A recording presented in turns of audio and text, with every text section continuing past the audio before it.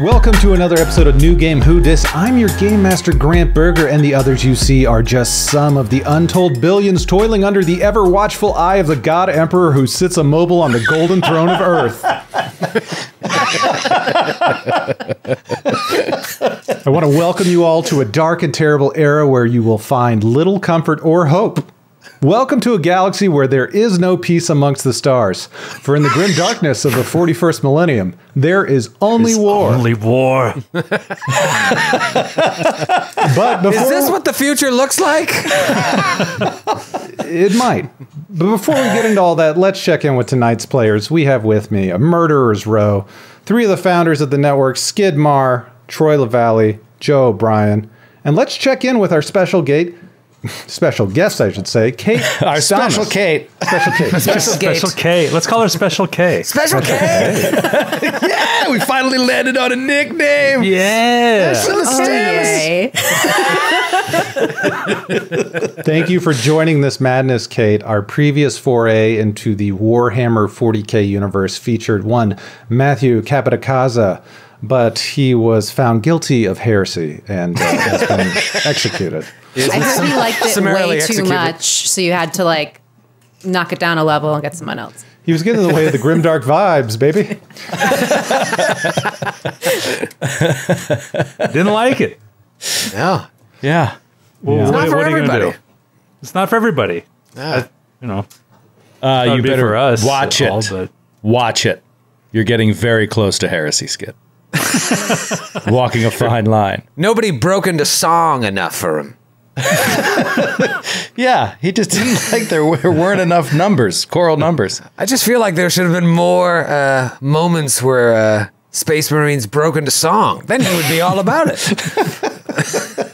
There would need to be heavily featured gothic, giant, what are those called? Organs? Giant organs in the background and missiles coming out of them the whole time. I don't think that's quite in Matthew's wheelhouse. The Phantom of the Uprising. We would have got him. We should have opened with that, Grant. We should do a Phantom of the Opera themed The Phantom of the Emperor. 40K. Phantom of the Phantom Emperor. of the Emperor. Perfect. Perfect. That's how you reel in a Capitacasa. That's the 140K goal on Patreon, to have the Warhammer musical written by Matthew Capitacasa, book by Matthew Capitacasa, music by, I don't know, Elton John. Very reasonable. I guess we'll use Elton John. Fine. Well, I think I should give everyone a little bit more background on Warhammer 40K, because most of our viewers come from the Pathfinder universe, and Warhammer 40K is just as dark and scary to get into as the actual setting is. And it's a science fantasy tabletop miniature war game produced by Games Workshop way back in 1987 with Warhammer 40K Rogue Trader. Players still today get to choose between orcs to Tau, space marines to Eldari. Then they buy boxes, ludicrous amounts of boxes of unpainted gray plastic, which if you have the talent and time to do, you can build and paint up, and then fight other players on enormous tabletops using highly tactical codices governing their armies. And that's where you see these big tables at Gen Con and other places where people Grant, kind of have a ruler. I have a question for you. Yeah. I know that you have the talent because I've seen it in your apartment. I'm assuming, or your house, I'm assuming you don't have the time anymore to paint miniatures. But did you ever play with any regularity on giant tabletops? No, I didn't didn't think you did. You just painted like as a hobby? I've only played twice, and I only painted up like 1 unit worth of Space Marines and did the Ivory Tower set. Like I built that whole set and painted some of those. But yeah, then Glass Cannon started getting more and more involved, and all of my free time went away. How does it work in those when you're playing with miniatures? Is there like a story, or is it just like your team versus that team? You set up your guys, and it's like we're in the fight until no one's left alive. There are oftentimes rolled upon objectives at the top of the battle, like capture this point, go to there. Security stuff. So you have different objectives that add scoring on top of it. But a lot of it is... it's a war game. It's a war game. It's like that. I mean, D&D came out of that. Correct. Yeah. You know, so this kind of takes you back to the beginning. but puts it in space in a dark, apocalyptic future. And I love that in this game, you can play at Theater of the Mind. You can play with maps like we traditionally do on Roll20, or you can play with miniatures. And at that point, you're pulling out a tape measure again and seeing how far your units can move. So it's really trying to give everyone something to kind of bite into. And on top of that, there's oodles and oodles of lore out there. Hundreds of books in the Games Workshop Black Library that let you delve deep into the stories of each faction. So you've got a tabletop war game, crafting and painting, and a deep, rich tapestry of grim darkness to dive into. But as if that weren't enough, Games Workshop has partnered with Cubicle 7 to bring you Wrath and Glory, the game we are playing tonight. A tabletop RPG that zooms in the camera a little bit from those massive armies and allows a group of players, such as yourself, to play individuals instead of armies. You'll be discovering glorious wonders, facing wrathful foes, and everything in between in a galaxy where life is cheap, and you must rely on strange allies to survive. And also unique from the war game is that it's a role-playing game. So it's story-focused, governed by a game master, no wargaming rules.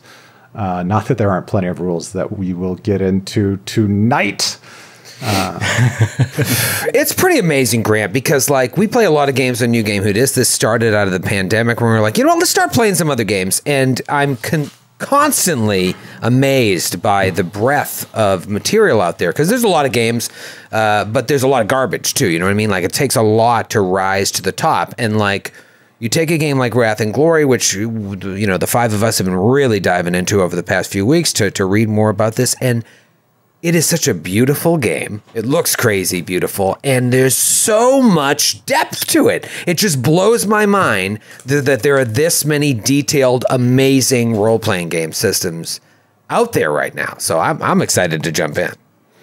Yeah, it's going to be a blast to play. I'm really excited to return to this universe. We did get to play Death Watch the first time we delved in there, as I mentioned with Matthew in the past. What did y'all think about being able to play as Space Marines? And I think you got a good sense of the scale, like the size of the churches, the kind of orbital drops putting you in there, being able to like slaughter 300 people at once with a bolter rifle. What did that feel like? What did that power trip feel like? And what do you think you'll be facing tonight not being that powerful? Well, first of all, I love a good orbital drop. Always love a good orbital drop. Who doesn't? Who doesn't? Always good. I loved it. I thought it was amazing. And I had no idea. I thought that I knew something about Warhammer 40K, but I knew nothing. When I started reading it to start understanding the scope, I was like, oh my gosh. And then I just thought, you know, Space Marines were badasses. You know, I didn't know that they were like superhuman. I mean, it was unbelievable. And playing that game really gave you a sense of how deep it goes, you know, not only in strength and agility, but in their psychosis, you know.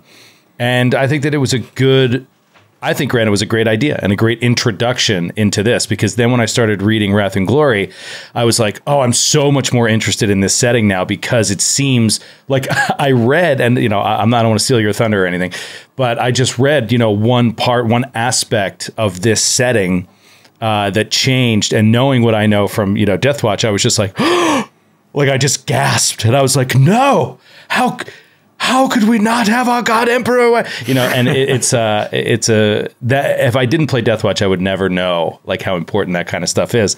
And yeah, I think that to have the variation now of classes, or what you would call maybe archetypes, is so fun now. I mean, being introduced through a tighter window of Space Marines, but now you can be all kinds of different things, superhuman and not so superhuman. I just love the options. It's really cool. Yeah, Kate, did you have any observations listening to us morons play that original game? It was really fun to listen to. Like the third episode, I was kind of lost in what was happening, but it was really fun to hear like you all get so nerded out and cheerful and joyful about like killing so many people in one blow and like creating these like just over the top characters. It was really, really fun to listen to. Yeah, you don't really get to see this in other games where your PC is so large. You know, you usually have to work your way up to that. After years of playing, you level up to the point where you're a demigod. Like when we played Deathwatch, you start as a demigod. And so I can't even imagine how it works when you level up. Do you just wipe out planets as a singular person? So I'm interested to see how Wrath and Glory changes that, because if you start flipping through the book, there's just like regular dudes sitting there helming a ship. So I think but then you also see the Space Marines. So I'm interested to see how they mix the more mundane or what we imagine a role-playing game to be with these superhuman characters that you can also play. That's what I'm really excited about. Yeah, and a lot of that is dealt with the tier system that goes along with the archetypes. There are 4 tiers. Tonight we'll be playing as tier 2, and the Space Marines are tier 4. So that should give you an idea. Does it end at tier 4? Doesn't it go to tier 5? Is that just like an expansion thing, or did I read that wrong? I thought there was a. I thought there was a to tier talk 5. about tier 5. Yeah, we don't talk about tier 5 on the show, Joe. I'm sorry. I'm sorry. There will be Death Cult assassins walking into your room any moment now to slice your head off. All right, let me look this thing up I read. They're going to drag you over to the Olive Garden to hang out with Matthew. Skid? Aren't there tactical Space Marines in tier 3? I believe so. Well, I think it was like the Primaris Marines are in tier 4, right? Let me just see. See, Skid, you've read so much. Did you read the novels, Skid, or just sit and read the lore?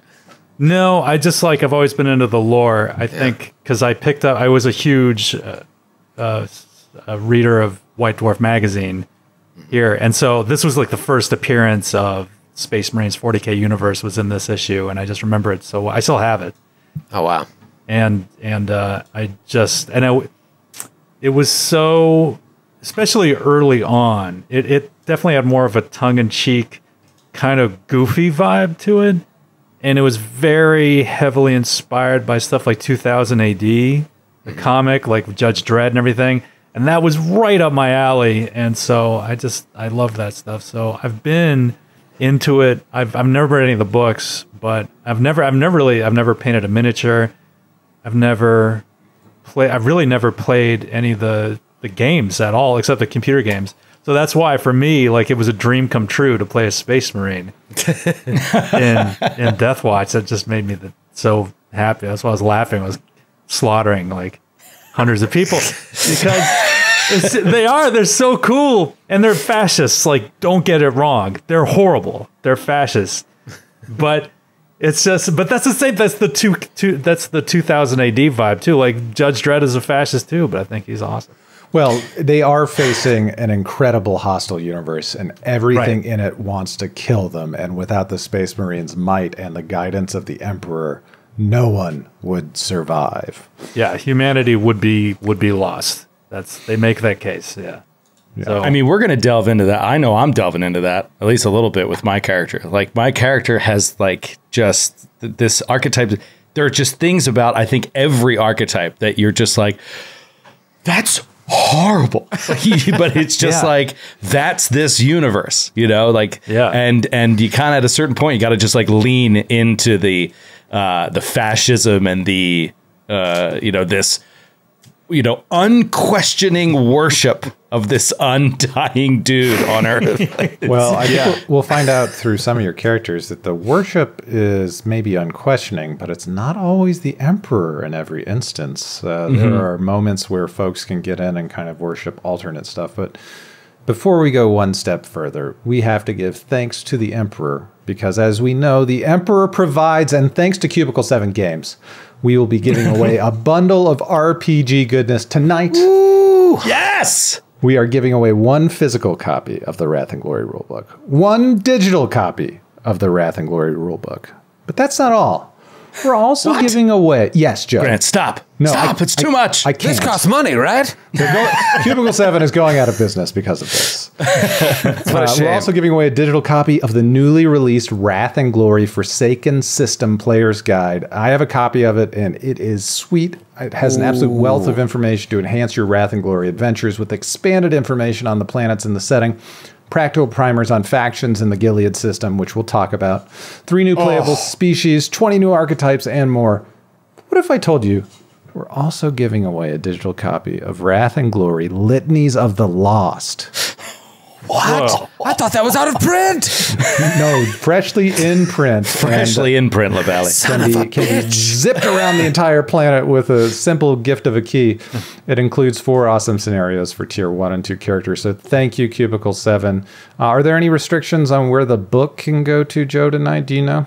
No restrictions. So go ahead and Brennan, just drop that link in chat. And so if you want to enter to win these, you got to go into our chat right now and click on that link. That will take you to the giveaway page where you can input your email and stuff and get properly entered. And then before the end of the night, keep checking chat and we'll announce the winner there. Winners there. Yeah, and if you like crunch, this is the system for you, because this is the most work we've ever done before an episode 1 of New Game Who Dis. And I still think in 2 hours we will barely have characters ready to go. Yeah, it's the more I delve into it, the more I'm like, this is unquestioningly like Pathfinder level, like D&D level of like depth and crunch of like all the things you can do and how everything affects everything and the math between all the different abilities and stuff. It's heavy and cool and dense, and it's a real commitment. It's a real commitment. I have never. Go ahead. This is the crunchiest system I think we played outside of Pathfinder. I think so. I like to think about it in terms of peanut butter. So, like, in terms of crunchiness, this would be just peanuts. Just peanuts. Yeah. Unprocessed, no sugar. Unspreadable. Just a bag of peanuts. Just a bag of peanuts. Crunchiest you can get. It is Just all falling off the bread. Tink, tink, tink, tink, tink. What was I thinking? Yeah.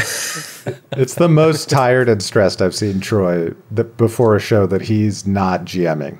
Because it's a lot of work to GM, but just to think about playing in this game could be a lot. And I'm just, we were in the pre-show. I'm like, so wait a minute, is the Emperor alive? And you started going to a 10-minute diatribe, and I'm like, forget it. I'm sorry I asked. I just wanted to know if the Emperor's alive. Grant, did you not show him your tabs? I mean, this should show him like where we're at with this kind of system. Yeah. It's like just to run this for a night, for a couple nights. Yeah, look at all the tabs. That's a lot of tabs. It's a lot of tabs. They all have meaning, and I think I'm going to be going back to them often. So I'm laying the seeds for a fertile ground of wrath and glory. So speaking of laying seeds, precious gene seeds, precious gene seeds, plant them in the ground so they may grow into a great show. Well, why don't we kick off kind of getting in the mood here by playing a little bit of audio.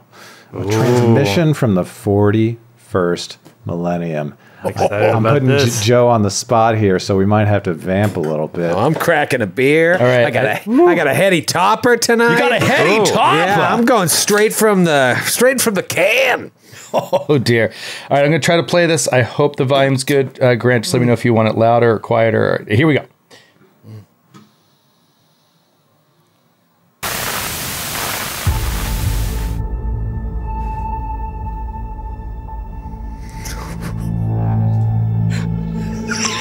It is the 41st millennium. For more than 100 centuries, the Emperor has sat immobile on the golden throne of Earth. He is the master of mankind by the will of the gods, and master of 1,000,000 worlds by the might of his inexhaustible armies. He is a rotting carcass, writhing invisibly with power from the dark age of technology. He is the carrion lord of the Imperium, for whom 1,000 souls are sacrificed every day, so that he may never truly die.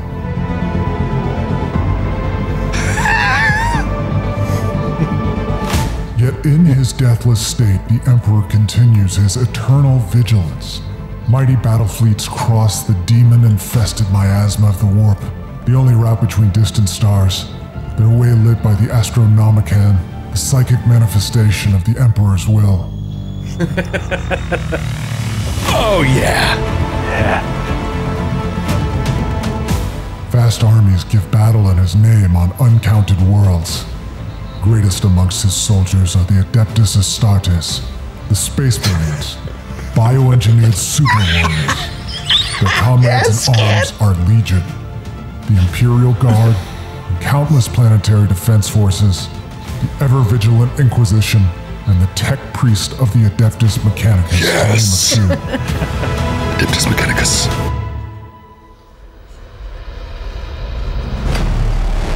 But for all their multitudes, they are barely enough to hold off the ever-present threat from aliens, heretics, mutants, and worse. To be a man in such times is to be amongst untold billions. It is to live in the cruelest and most bloody regime imaginable. Forget the power of technology and science, for so much has been forgotten, never to be relearned. Forget the promise of progress and understanding. For in the grim darkness of the far future, there is only war. There is no peace amongst the stars. Only an eternity of carnage and slaughter. And the laughter of thirsting gods. Yeah.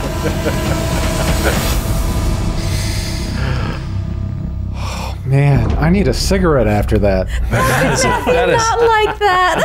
That is a tone setter. I tried to get him to like it. I did everything I could think of to get Matthew to appreciate how awesome this is. And So ridiculous. just couldn't get through to him. I tried a bunch of different tactics and just nothing worked.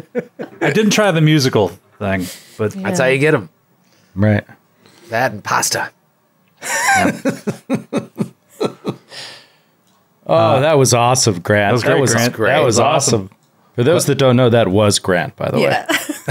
That's Grant. That was Grant in his God Emperor phase. You know? yeah. It was a little thing. It's like when the Beatles, went off and learned how to play the sitar for a while and their music changed. But moving on from that, as a tone setter, Wrath and Glory takes place in that same universe you just heard about, but in the Gilead system, which has stood for millennia as a beacon of imperial order. Today, however, the Noctis Eternia, also known as the Blackness and the Days of Blinding, has totally isolated the warp, rendering the Gilead's previous glories meaningless and writhing the regions in the warp storms of the Great Rift. Noctis Eternia began during the 13th Black Crusade and the eruption of the Great Rift that cut the Imperium in half.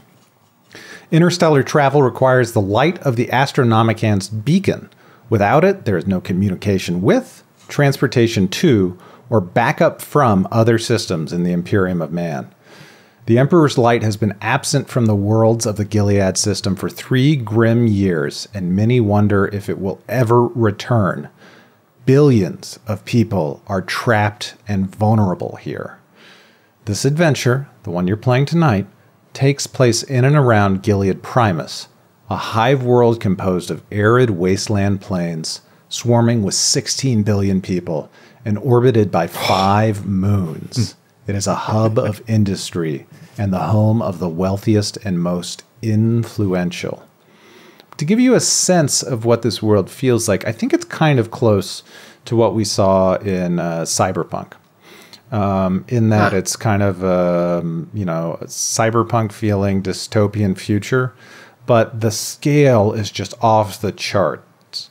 People live in these massive hives that dominate the red rock wastelands, and the scars of centuries of aggressive strip mining have cut deeply through these crimson deserts. Abandoned mining towns and way stations dot the line, but all life on Gilead Primus is contained within the multi-kilometer tall hives. Massive skeletons of carnosaurs litter the red sand surrounding the hives, long fallen to the silence of extinction. The hives themselves rise kilometers from the harsh desert waste, with the uppermost spires providing the palatial housing for the lesser branches of imperial noble families and racketeers who rule each hive. Politics here run on a knife's edge, as gaining rank means greater privilege, power, and breathable air above the poisonous effusions of the Imperium industry. Manufactorums ache with the suffering of billions of workers, each enduring back-breaking labor to pay for a taste of clean air and the nutrients to survive. So that's where you're starting, guys. And that's just one world. One world within this one system. And it's 16 billion souls. Yep. Oh, Stacked on stacked on stacked. So think of where the most recent Dread movie took place. The hives are like that building, except they are kilometers tall. Incredible. Peach trees. Peach trees. And there are 5 moons that orbit the planet, but they are shrouded from the surface dwellers due to the perpetual cloud of pollutants and radioactive dust that fills the stratosphere. They include Enval, an ore processing supermassive manufactorium and chem plant, Scala, an ore mine twice the size of Enval that houses a penal complex where an inmate's lifespan is measured in months working the mines. They send people up there, work them to death. They've paid their price. There's Saints Hold, the fortified barracks moon of the Gilead Gravediggers, the system's Imperial Guard Regiment, who are total badasses. They never give in, they never retreat, they dig ditches, and they die there if they have to. There's Daedalon, a graveyard of untold billions presided over by the Adeptus Ministorum, and Imperia, a gilded rock from which the wealthiest masters of Gilead Primus, patriarchs, matriarchs, and the favored heirs of ancient imperial noble bloodlines look down upon the world they own but have never walked upon. This is also where the Inquisition's base of operations in the Gilead system resides. My goodness gracious, that's a lot of lore. That's a lot. And this is just this one system. Is there a quiz at the end of this? Yes. Yes, but it's on a Scantron, so I think if you put Vaseline on the side of it, it just goes straight through and you pass. So I'm going to cheat off of Kate. Well, we were talking about this. Joe was saying how intimidating the lore is and how seriously people take it. So it's really intimidating for someone who doesn't know it very well to come in.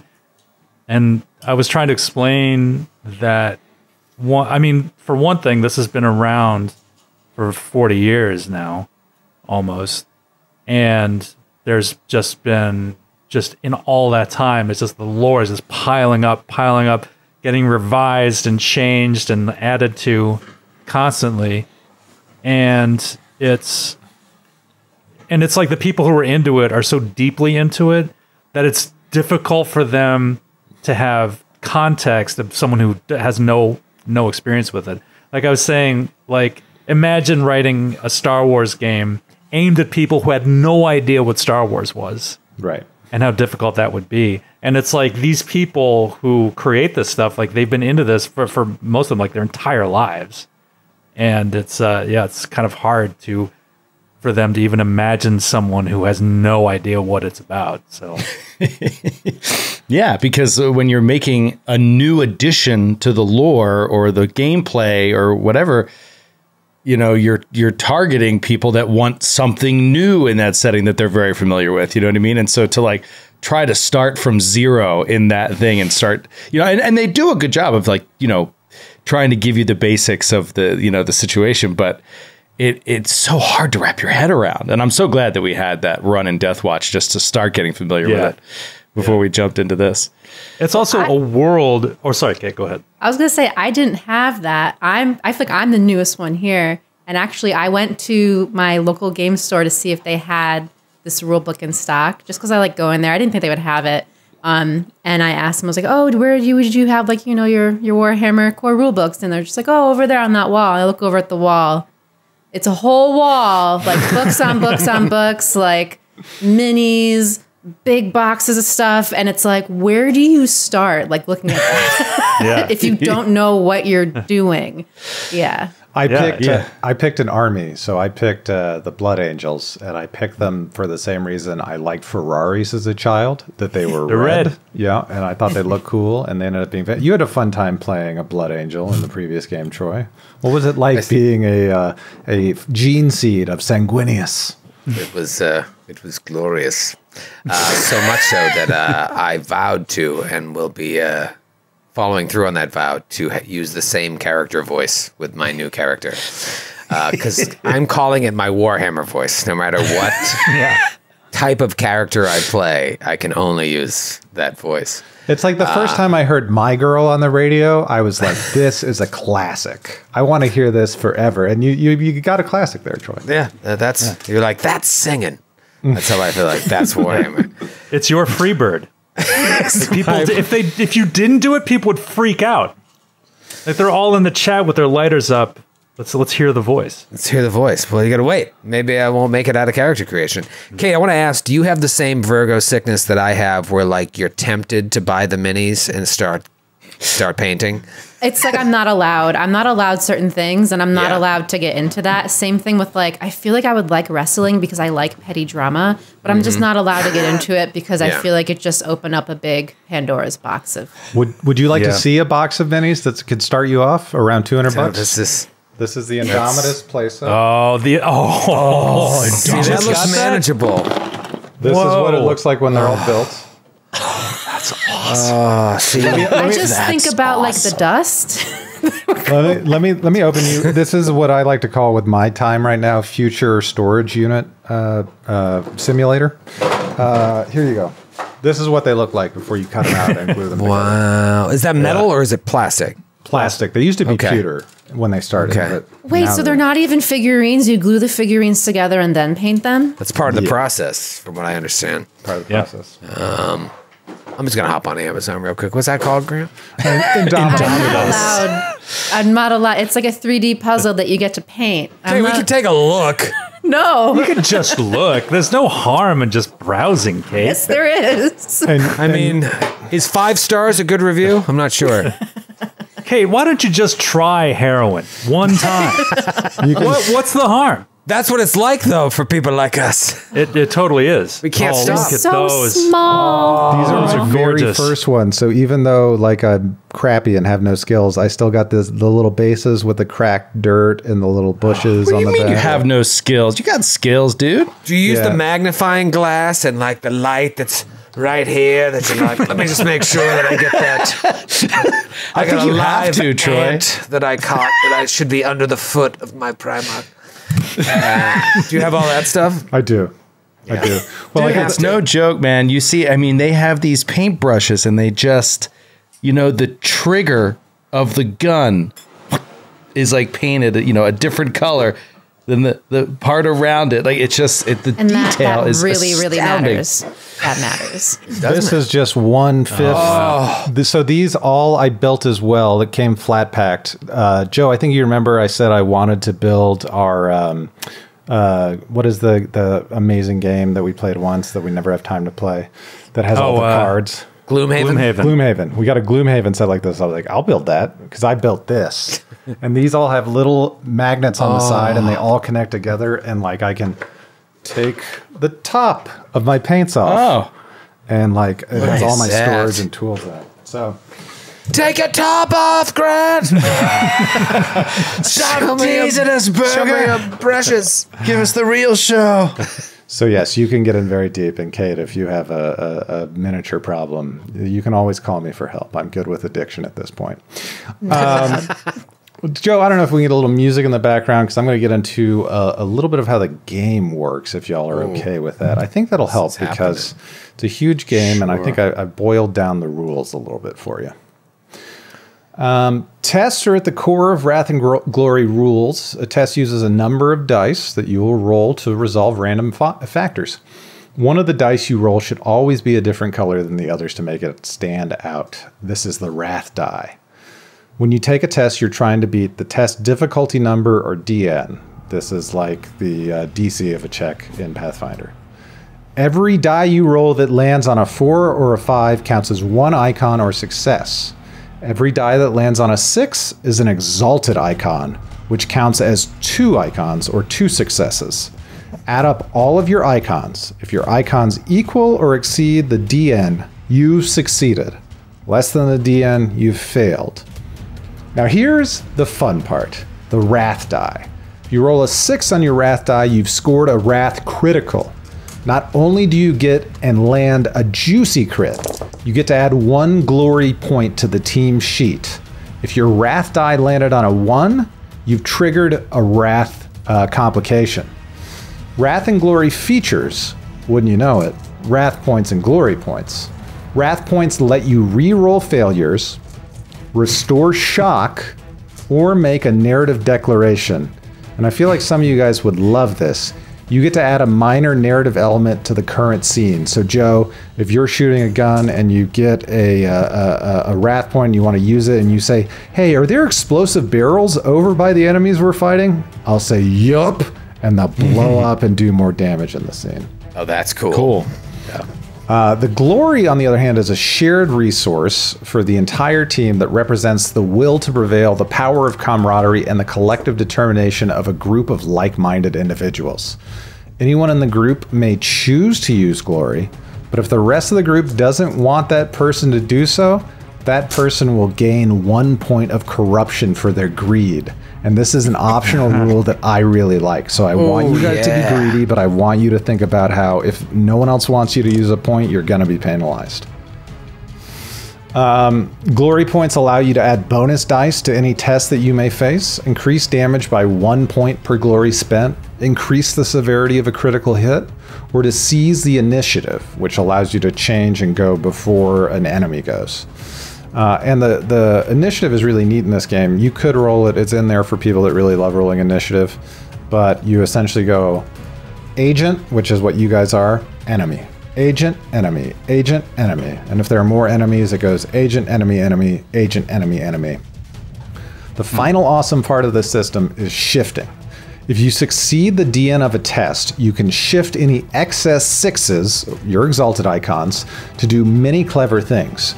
You can gain information, forcing the GM to provide a difficult bit of intel. You can improve the quality of your successes, excelling at what you attempted, but it's up to me and the player to determine how this plays out. So, you could really exceed a lore roll and find a hidden sheet in a book that gives you even more information down the road. You could see how this could play out in all sorts of ways in combat. And you can improve the speed of any given action, which is important for tough combats. You can also shift for extra damage to add +1 extra damage die to your attacks. And finally, you can shift your icons to add to your glory pool to a maximum of 6 once per test. So your glory pool is a shared resource, and you can decide whether you want to use them now or stash them for later. What do you guys think about that generally as a system? There's a lot to wrap your head around. But it sounds really cool. Did you mention, did it just go right over my head, or did I read something incorrectly? It's like, you can use glory to be like, you know what? 2 of us are going to go before the enemy goes. Seizing the initiative, yes. Seizing the initiative, yeah. So that's kind of, that can be clutch. It can be a matter of life and death. It's a lot to wrap your head around, but like any system, I feel like once we start getting into it, it's going to just make sense. At least you're only using one type of die, so that makes life a little bit easier. And when you really succeed on something, we'll be able to take the time to decide, hey, do I want to make this action more awesome? Do I want to put it into my glory pool? What do I want to do with it? Yeah. And all that sounds awesome, but as the GM, I will have my own resource to counter wrath and glory. Ruin. Ruin! I start every session with 4 ruin, 1 for each PC. I also gain ruin whenever you fail a corruption test, you fail a fear test, or I roll a 6 on the wrath die. Ruin lets me reroll failures, seize the initiative myself, restore shock, roll determination, and most importantly, activate ruin actions, powerful special abilities possessed by some of my most brutal enemies.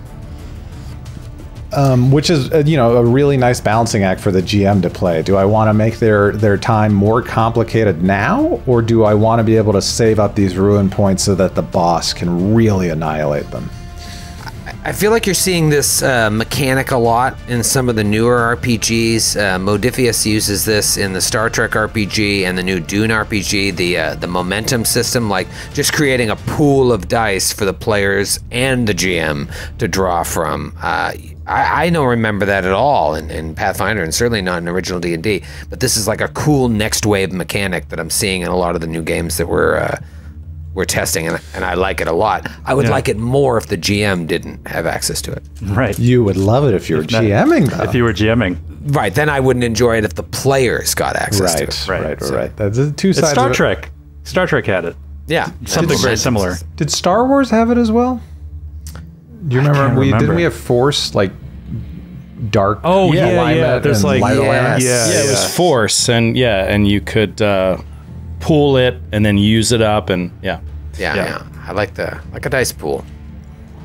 Well, with enough rules set out, there'll be different opposed tests, and you'll be able to use that in combat, and we'll see how that goes. But the first step in character... Sorry, I have a question, Grant. I might have missed something. The Wrath die, is the Wrath die always... You always just replace one of your die with a Wrath die, right? Correct. No matter what skill you're rolling. If you have a skill or any other thing that only allows for one die, that is the Wrath die. Okay. Great. And if you shift your Wrath die, and that's the only critical, the critical effect still takes place, which is nice as well. So you don't have to make a choice there. Right. So the first step in character creation is creating a framework for the agents. It's a sentence or two that describes the characters as a group, defines who your characters are, and your ultimate goal. What do y'all think will work as a good framework? I know I sent you kind of a sample one to start with, and this is something we can revisit as we talk about your characters, so don't feel totally married to it, but I just want something to bring you all together. What are our options? I think the one that I thought was exciting of the ones that Grant... Oh, well, no, it can be anything. It's like you're making it up, so it can be anything. Yeah. Oh, okay. But the one that Grant, the example that Grant provided that I thought sounded cool was that we were all survivors. Like we were all like in a given situation for different reasons, but we were like ambushed. Like this situation went really wrong, and there was a massacre, and like everyone of our friends that we were there with were wiped out, and we were the sole survivors. Like this group. I like to think of this happening on a planetary scale. So on Gilead Primus, the rift in the warp that has opened up, that has cut you off from the rest of the Imperium, is letting demons by the Legion just land in random parts of the system. So I like to think a demon, basically hailstorm, happened all across Gilead Primus. And you guys might come from different backgrounds, but all of you, the core of the people you worked with were wiped out, and now you've somehow found each other and want to investigate what's going on here to maybe stop the warp from happening again, something like that. Maybe to reopen Gilead Primus to the rest of the Imperium. I like that a lot. I'm going to throw out one more, see if this gels with anybody. What if we were part of a special forces unit that was tried by court-martial for a crime we didn't commit? We were convicted and sentenced to serve in a military prison, but instead we escaped to Los Angeles to be like soldiers of fortune while trying to clear our names. And I'm afraid of flying. And he's afraid of flying, yeah. I have to be drugged to get on an airplane. Joe's always got a cigar, and I do lots of face stuff. And you were in the original Battlestar Galactica, Troy. Yeah. Just throwing that out there as a second option. I like it. You know, we can vote, but no, it's good too. I'll be honest with you. It strikes fear in me because I have no interest in breaking any laws in this world. I'm not going to break any laws set down by the Emperor and his people. If I'm in prison, I did it, and I was meant to be there. And I should stay there forever. The reluctant prison escapee. No, Perfect. I know. I feel like you don't want to even litter in this world. Yeah, exactly. I mean, it says it in the book. They're like, well, since the punishment for most crimes is execution, things are great. Yeah. It's like sort of how they sum it up. It's like Singapore on a galactic scale. Don't chew gum or the Emperor will catch you. Skid, I like what you came up with. I think that's cool. Like we were all like sole survivors of some horrible massacre, and like we four like banded together and were able to get our way out of it somehow. And so that bonded us, and now we could even have been, that could have attracted the attention of either what's his name, the rogue trader, or the ministerium or somebody, and they could have said like, these guys work well together, let's put them on missions. Yeah, I like the idea of you guys all being at different outposts around a major city, and then after it's all decimated, you kind of all go to the major city, and you're like the only people standing in like a dusty street. Yeah, it's cool. I'm down. Yeah, perfect. so survivors. Soul Survivors is your framework. Step 2 is to choose an archetype, and an archetype is very similar to a career or class. It informs what your character does on a day-to-day basis and their place in the world. As I mentioned earlier, they vary from 1 to 4, and for this adventure we'll be playing somewhat powerful but not world-beating Tier 2 archetypes. You'll be rank 1 if that ever comes up, so Tier 2, rank 1. And there are a lot of juicy choices. What does rank mean? It's basically how accomplished the GM feels that you are, and rank can be added onto certain checks to allow you to have an extra die to make things easier for you. Oh, I see it right here on one of my abilities. It's like you gain plus rank bonus dice on XYZ. I thought that was a tier. Well, poop. So it's 1, not 2, huh? Well, yeah, this is your first adventure. They're all the classes, or I mean not classes, all the archetypes look amazing, and it was really hard to pick, so I let everybody else pick first. Yeah. I mean, there are so many, including if you look at the Forsaken, was it Forsaken Worlds or Forsaken Systems? Forsaken Systems edition, the one that Cubicle 7 is giving away a digital copy of tonight. It's over 100 pages long, a ton of new material, and like you said, you just sort of like glossed over that. 20 new archetypes. That's like, it's like getting 20 new classes in one book, in one expansion. It's just, and all really of them have like their own in-depth backstory. Like, it was really hard. You sent us like each archetype like in a nice little folder. Click on the first one and it's like, I actually can't get too deep into looking at this because I have 20 more to look at to choose from. It was, and they all sounded so cool. Yeah, the details, really did. Incredible. The artwork's great for all of them too, because I'm a sucker for artwork. It's like buying a can of beer. Like, I want the one that has cool art. It's the same thing. Like, they all look good. It's hard to pick. Well, not for me. Well, Skid was the first one. I was like, I'll do this.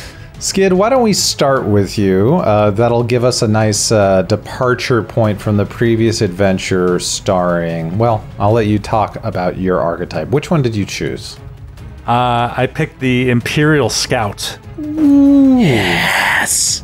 So, this is a sort of intermediary stage between being human and being Adeptus Astartes, being a full-fledged Space Marine. So this is the new recruits. This is entry level? Yeah, this is the entry-level position for new recruits. And so because of the isolation of the Gilead system, it's the Absolvers, right? The Absolvers, yep. The chapter, yeah. So there's one Space Marine chapter that was like stationed here when the rift happened. And so, because of the isolation they have to exclusively recruit from the native citizenry in Gilead. And so, I was a farm boy, like growing up, like dreamed of one day joining the Adeptus Astartes. Like, my whole family are like super religious, very, very zealous in their worship of the Emperor. And you think about it. As any given rank and file human being in the Empire, your chances of ever even seeing a Space Marine is about 1 in a trillion over your lifetime. That is so wild to think about the scale like that. It is. Yeah. It's incredible. Yeah. So this is like a dream come true for my character and for his family. His mother, dear departed mother's passed away.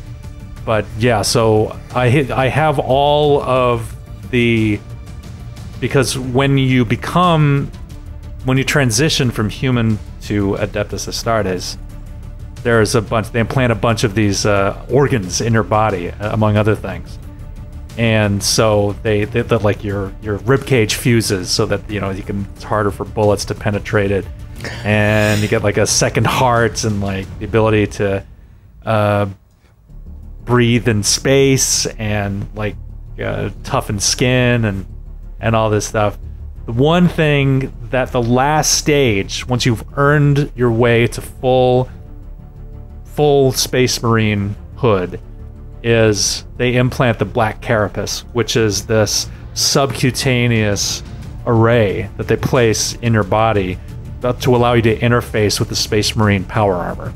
And so that's the one thing that I'm missing. Everything else, like I'm full of Stardust. I'm just super inexperienced. And but yeah, the black so that's me. The black carapace is a neuroreactive black organic fibrous material implanted directly under the skin, as you said. Points are then cut through the carapace by an apothecary, using surgical tools that allow a Space Marine to directly interface his central nervous system with his power armor cybernetic systems and with the interfaces of certain vehicles. Yeah. And he dreams of donning that armor. These ancient, cherished, worshipped suits of armor that have been around for thousands of years in some cases, passed down in the chapter from brother to brother. They all have their own sort of mysteries and stories, and yeah, he just dreams of putting on that helmet and uttering for the first time, "For the Emperor."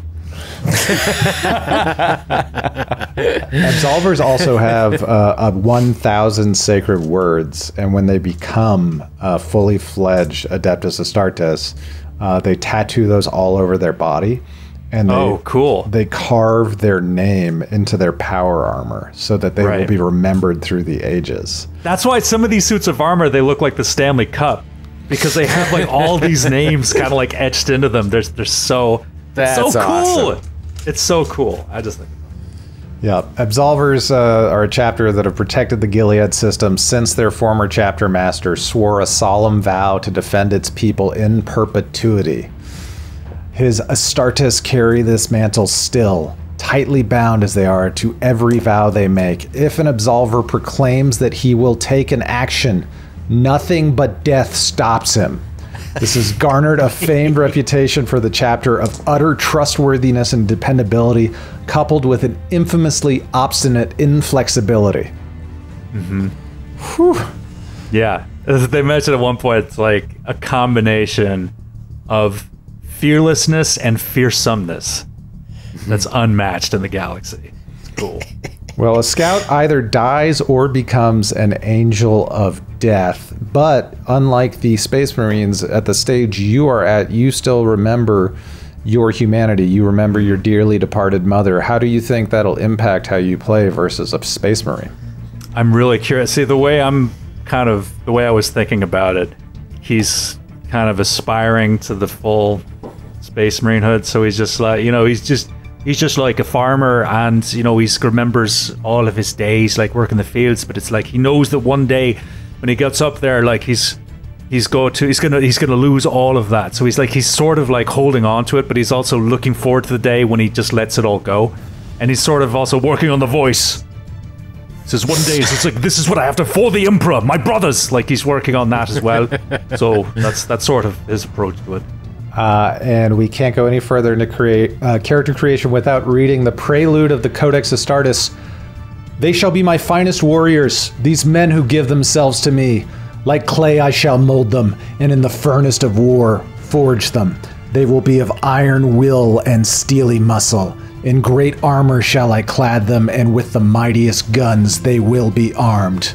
They will be untouched by plague or disease. No sickness will blight them. They will have tactics, strategies, and machines such that no foe can best them in battle. They are my bulwark against the terror. They are the defenders of humanity. They are my Space Marines, and they shall know no fear. So cool. So cool. I can sense your giddiness through the Zoom call, Skid. I'm so excited. I can't wait. The other difference between you and a primary Space Marine is that you operate on foot and rely on covert actions a lot of the time. So you'll take out enemies from afar, or if you do take action, it'll be kind of surgical and precise because you are not in full power armor. Right. So that'll affect your tactics too. Let's talk about how the characters are built. It's pretty neat with the archetypes. Your character is unique in that almost all of the 200 XP you get at tier 2 is spoken for by being a Space Marine scout. As a Space Marine scout, you already have your tier spoken for, your species, which is Adeptus Astartes, and not human, which means you can move faster, and you have greater kind of attributes. So your keywords are Imperium, which means you are a citizen of the Imperium, Adeptus Astartes, which means you are a member of the Space Marines, and your chapter is the Absolvers. Why don't you tell me about your attributes? So my attributes coming in, you're the base for the archetype. You get strength of 4. T is toughness, right? Correct. Yep. Okay. Toughness of 4, agility of 4, intelligence of 4. That's intelligence, right? Initiative. Initiative is I. Initiative of 4. Willpower of 3. Intelligence of 3. Intellect. Yep. Intellect of 3. And then I never was able to find an answer to this, but according to the archetype, you don't get a fellowship score. There was no fellowship score listed. That fellowship is basically charisma, and it wasn't on there. So Grant was saying, it's like, well, maybe it's meant to be like how you're sort of losing touch with humanity, so it's difficult to kind of relate to them, like on a person-to-person level. So I went ahead and spent XP to boost that a little bit, but. So I boosted my strength from 4 to 5, and I bought 2 points in fellowship. And yeah, so those are my attributes. Excellent. And your skills? Let's talk about your skills a little bit. Skills, I think so. I start off with 3 in athletics, 3 in awareness, 3 in ballistic skill, which I think is that just grenades and rocket launchers and stuff? Ballistic skill is anything fired from a weapon, basically. But yes, it covers grenades and whatnot. Weapon skill is melee. Ballistic skill is everything else. Right. Okay, cool. That's what I was wondering. Okay, so I have 3s in athletics, awareness, and ballistic skill, 3 in stealth, and 3 in weapon skills, like hand-to-hand weapons. And then I went ahead and bought 2 points in survival, which operates a lot like survival in Pathfinder. It's like finding tracks and just staying alive in the wilderness, that kind of thing. And I also got 1 point in bought 1 point in intimidation and 1 point in leadership. Very cool. Let me just see. So I'm going to talk about a little bit of each attribute with each character. Strength, which you have bumped up to 5, is your raw physical power. Affects your athletic prowess, the weapons you can lift and wield, how much damage you can do in melee combat. Low strength characters might be physically weak or unable to shift their weight into a melee weapon. High strength characters are muscular and athletic and are able to lift, jump, and climb. Toughness toughness is kind of like Constitution. It's your endurance and ability to resist toxin and disease, and it's how much damage you can take before dying, as well as your ability to resist and ignore damage. And your athletics is great, so you'll be able to run, jump, and swim, and do all sorts of things most people can't. Let's talk about your war gear a little bit, because war gear makes the man a lot of the times. Yeah. So I was gifted upon creation an Astartes combat knife, just a cool survival knife, cool Rambo knife. 3 frag grenades, which are area of effect like anti-personnel grenades. A suit of scout armor, which is not as cool as full-fledged Adeptus Astartes power armor, but it does protect your body quite well, I think, from what I've been able to glean. And then I also have a bolt pistol, which is the bolter is the standard issue weaponry for the Emperor's Space Marines. It's one of my favorite guns. That and like the pulse rifle from Aliens are like 2 of the coolest guns in the history of science fiction. It's just look at like it's a giant like submachine gun that fires self-propelled explosive rounds, and it carries the Emperor's wrath with it. So this is like a pistol-sized version of that. Super cool, and a chainsword, which that defines itself. Yeah. And yeah, the last thing I want to check out with you is one of the items you have that is not as cool as your bolter. but still very neat, is the Vox bead. Just small enough to fit comfortably in an ear canal and sensitive enough to pick up the wearer's voice. Operatives and often use these devices to communicate in whispers over distances to coordinate actions. You can communicate with anyone within 1,000 meters that has a Vox unit tuned to the same frequency. So That's great. very cool, very cool. Before we get into any more of your character sheet and roll kind of some random things about it, why don't we check in with Kate? Kate, why don't you tell me about the archetype you chose? I thought my character sounded like the coolest thing I've ever made, and then I just listened to Skid talk about his, and I was like, all of his are better than mine. Anyway, it's still going to be I'm not cool. human. I'm sorry, I'm not human. Yeah. So my archetype is the Scitarius. I'm probably going to pronounce a lot of these gothic-sounding names wrong the first time. Sorry, everyone. But Scitariuses, they're human. At least I'm a human one. And they're pretty much just these, they're robot people, to dumb it down. But how they're created is that like someone might die and like their body's repurposed, or like they're created in vats just for this purpose and they just don't have personalities or memories or anything. And they're like parts of their body are just replaced over time with tech. So that's why I think of them as like robot people. One of the things that jumped out at me was upon creation, they have their eyelids removed because they must harvest data for their masters at all times. And to prevent them from losing their sight, like while they're doing stuff, they have these goggles on that have the eye liquid in them so they don't dry out. Oh, come on. Cool. That's so cool. That's amazing. That's so cool. Like they're really just like tools. So the coolest character I think that I've seen and delved into in this book so far is the Tech Priest. That's a tier 3 character. That's who you work for.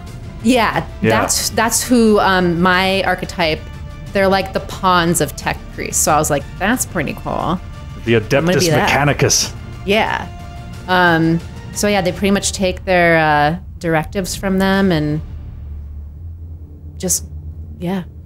Yeah, and the Tech Priests of Mars are, this group of people that existed before the Imperium of Man, and they don't understand how technology works anymore outside of these religious ceremonies that they do. Like they'll cover like a mech walker in ceremonial oil and pray to it, and somehow the machine spirits inside will wake up. But the priesthood of Mars maintain and manufacture the machinery of the Imperium, but their deity is the Omnissiah, not the Emperor of Man. So did you read any about that, Kate? Did you want to talk about that? Mine's one of the ones that's special where like I don't just worship the Emperor. I also have my own machine god. It's referred to as the machine god. It's referred to as Omnissiah, sometimes Deus Mechanus.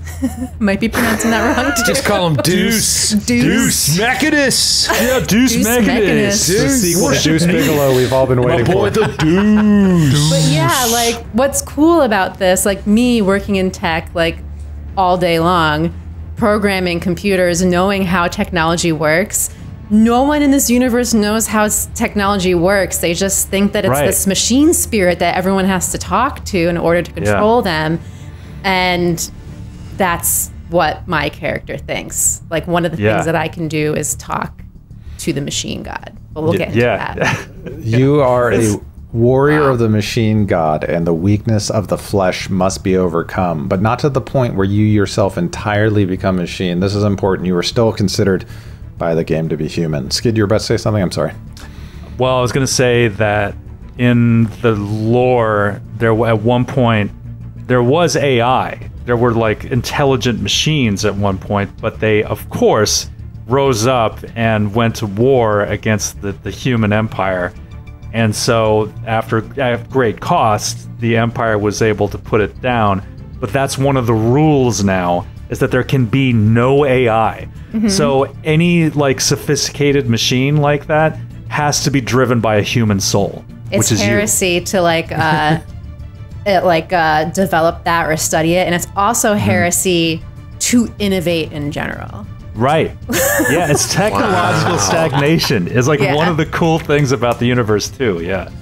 Yeah, I finally found the quote. Paradoxically, they each know they must retain some biological parts, as to become a thinking machine would be an unforgivable sin.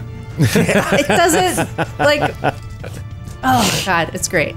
It's awesome. It's so weird. So before we move on to someone else's archetype, I want to go over your keywords. The keywords are important, too, because if a keyword comes up in a check, I might make that check a lower difficulty number for you, or I might tell you to roll additional dice, give you bonus dice on something. So if you come along lore that applies to one of your keywords, it could be a great boon to you. So tell me about your keywords, Kate. I have Imperium, which I think everyone in our party will. Adeptus Mechanus and Skitari. And then one for my Forge world, which I chose to be Avacris? Avacris? Sure. Sure. Avacris? It's a tidally locked world. They're Forge worlds. Like they just deplete them of resources, basically. Yeah. And yeah. They're covered in manufactorums from head to toe, and they're just spewing just pollutants out at all hours, building the war machine of the Emperor in order to stand up to the Xenos and demons that are besetting mankind. Well, that's awesome, Kate. I can't wait to see how you pull out this Skitari from... You know, give them some humanity, I guess, but, you know, we'll see what happens. Speaking of humanity, Joe, who are you going with? Well, listening to Kate, I'm like, oh, so like, I think we're going to be bordering on like co-workers here, to some extent. They say for two people that work for the tech priest to meet is 1 in a trillion. So I am also a subordinate to tech priests.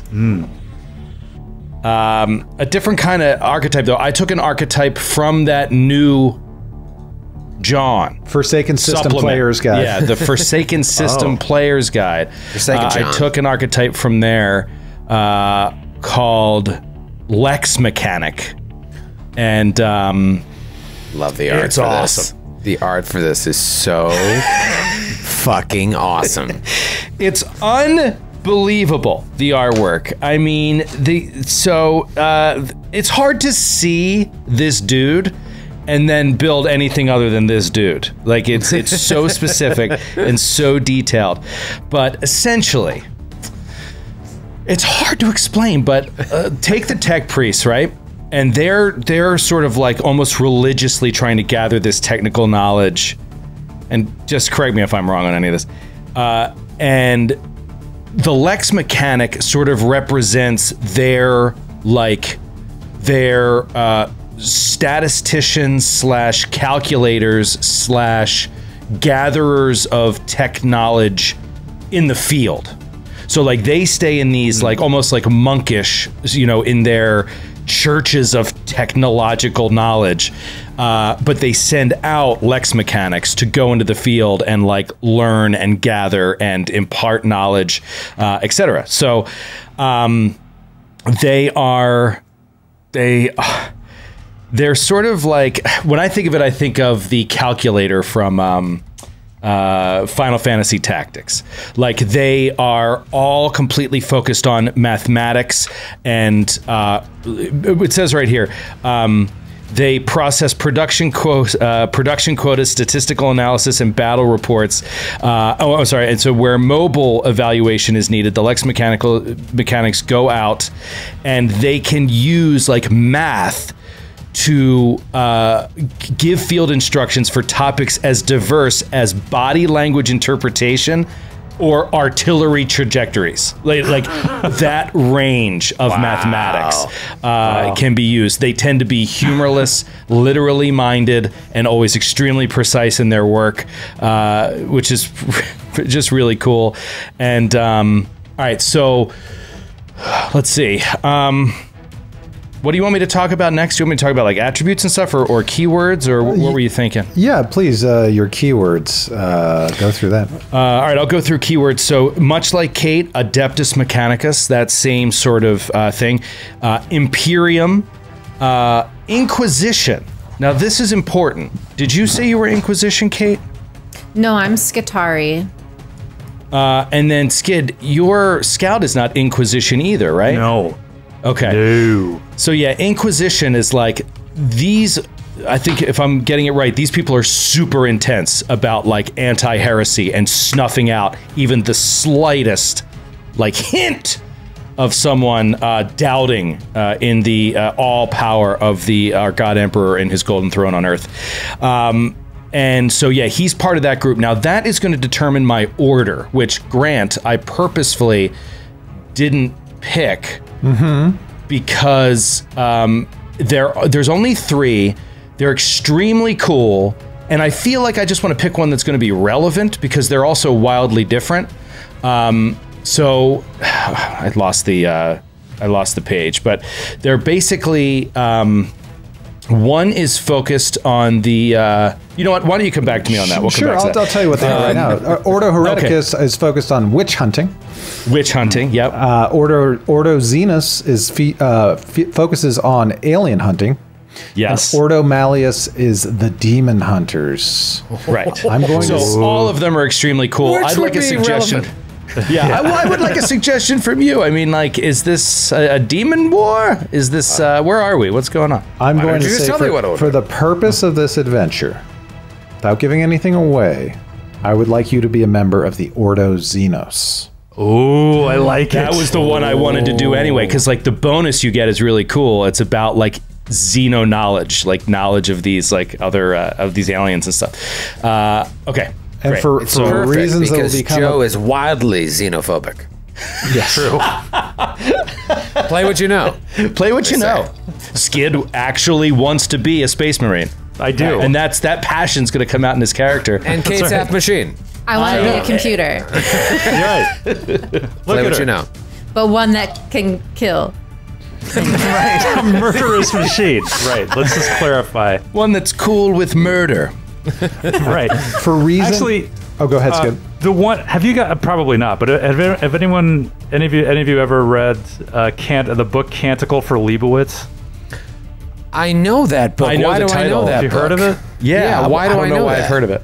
I think that a lot of this stuff, that the lore of 40K, especially the Adeptus Mechanicus and everything, is definitely taken from this book. It's this guy Walter Miller Jr. It's about this this military engineer who survives the nuclear holocaust, and he writes down all of his knowledge. And it's so little understood, but he like joins a monastery to like preserve it, and so over the centuries he gets canonized by the Catholic Church as a saint, and so this like his technological kind of work, writings and everything are canonized as like a holy literature. So it's like hundreds of years from now, it's like that's exactly what like the Adeptus Mechanicus is. It's a cool book. It's really cool. It came out in the 50s. It's funny you say that because that is a great segue into where this dude was born, or at least where he started his life. This is a choice that I made, which was you get to pick a Forge world, and I went online and was like, what are the Forge worlds in Warhammer 40K? And it's just like, there are 800 Forge worlds. It's just basically every single world that's ever been mentioned in any novel that was ever written in the Warhammer universe. And so it's just like, so I went through and I just grabbed ones that I thought sounded cool, and then I stumbled on one and I was like, bam, I feel like this is it. Grant, tell me if I'm wrong. And Skid, this segue is going to work out in a second. Watch this. So the world is called Magnos Omicron. Oh, and sweet. It is a world that is within the Trail of Saint Evisser. Do you know what this is? No. Trail of Saint Evisser? Okay. All right. We have about the same chances as a normal person seeing a space marine in this universe, based on how much lore there just is. knowing a random Forge world that I picked. Yeah. It is a secretive and insular world of the Adeptus Mechanicus that continues to supply the Imperium with much-needed tanks and laser guns. Like, that's the main thing about you read about these worlds is like they all just have this like singular purpose that is all about the greater war, and so this world makes tanks and laser guns. The cool part that connects it is this Trail of Saint Evisser thing, which is like this dude, Kelcanus Evisser, who was an obscure administrative official in like the imperial court or something, which left the homeworld and traveled along this trail of worlds, and he stopped on each of these worlds, and he like intensely brought all of these worlds into the faith of the Emperor and like into like his message or whatever. And so he's basically an administrative official who mysteriously became an imperial saint because of like how he managed to turn all of these worlds. And so I imagine that my guy is sort of a descendant of these like fiercely turned people who are very, very loyal. But then the story gets really cool. It's like St. Patrick. Yeah, exactly. He's like St. Patrick. And so eventually all of these like people came to like hear him speak and stuff, and that made the worlds prosperous. And that lasted for like a long time until once he was gone and the universe kept expanding, the worlds kind of fell into poverty and stuff. So that's kind of why my guy left.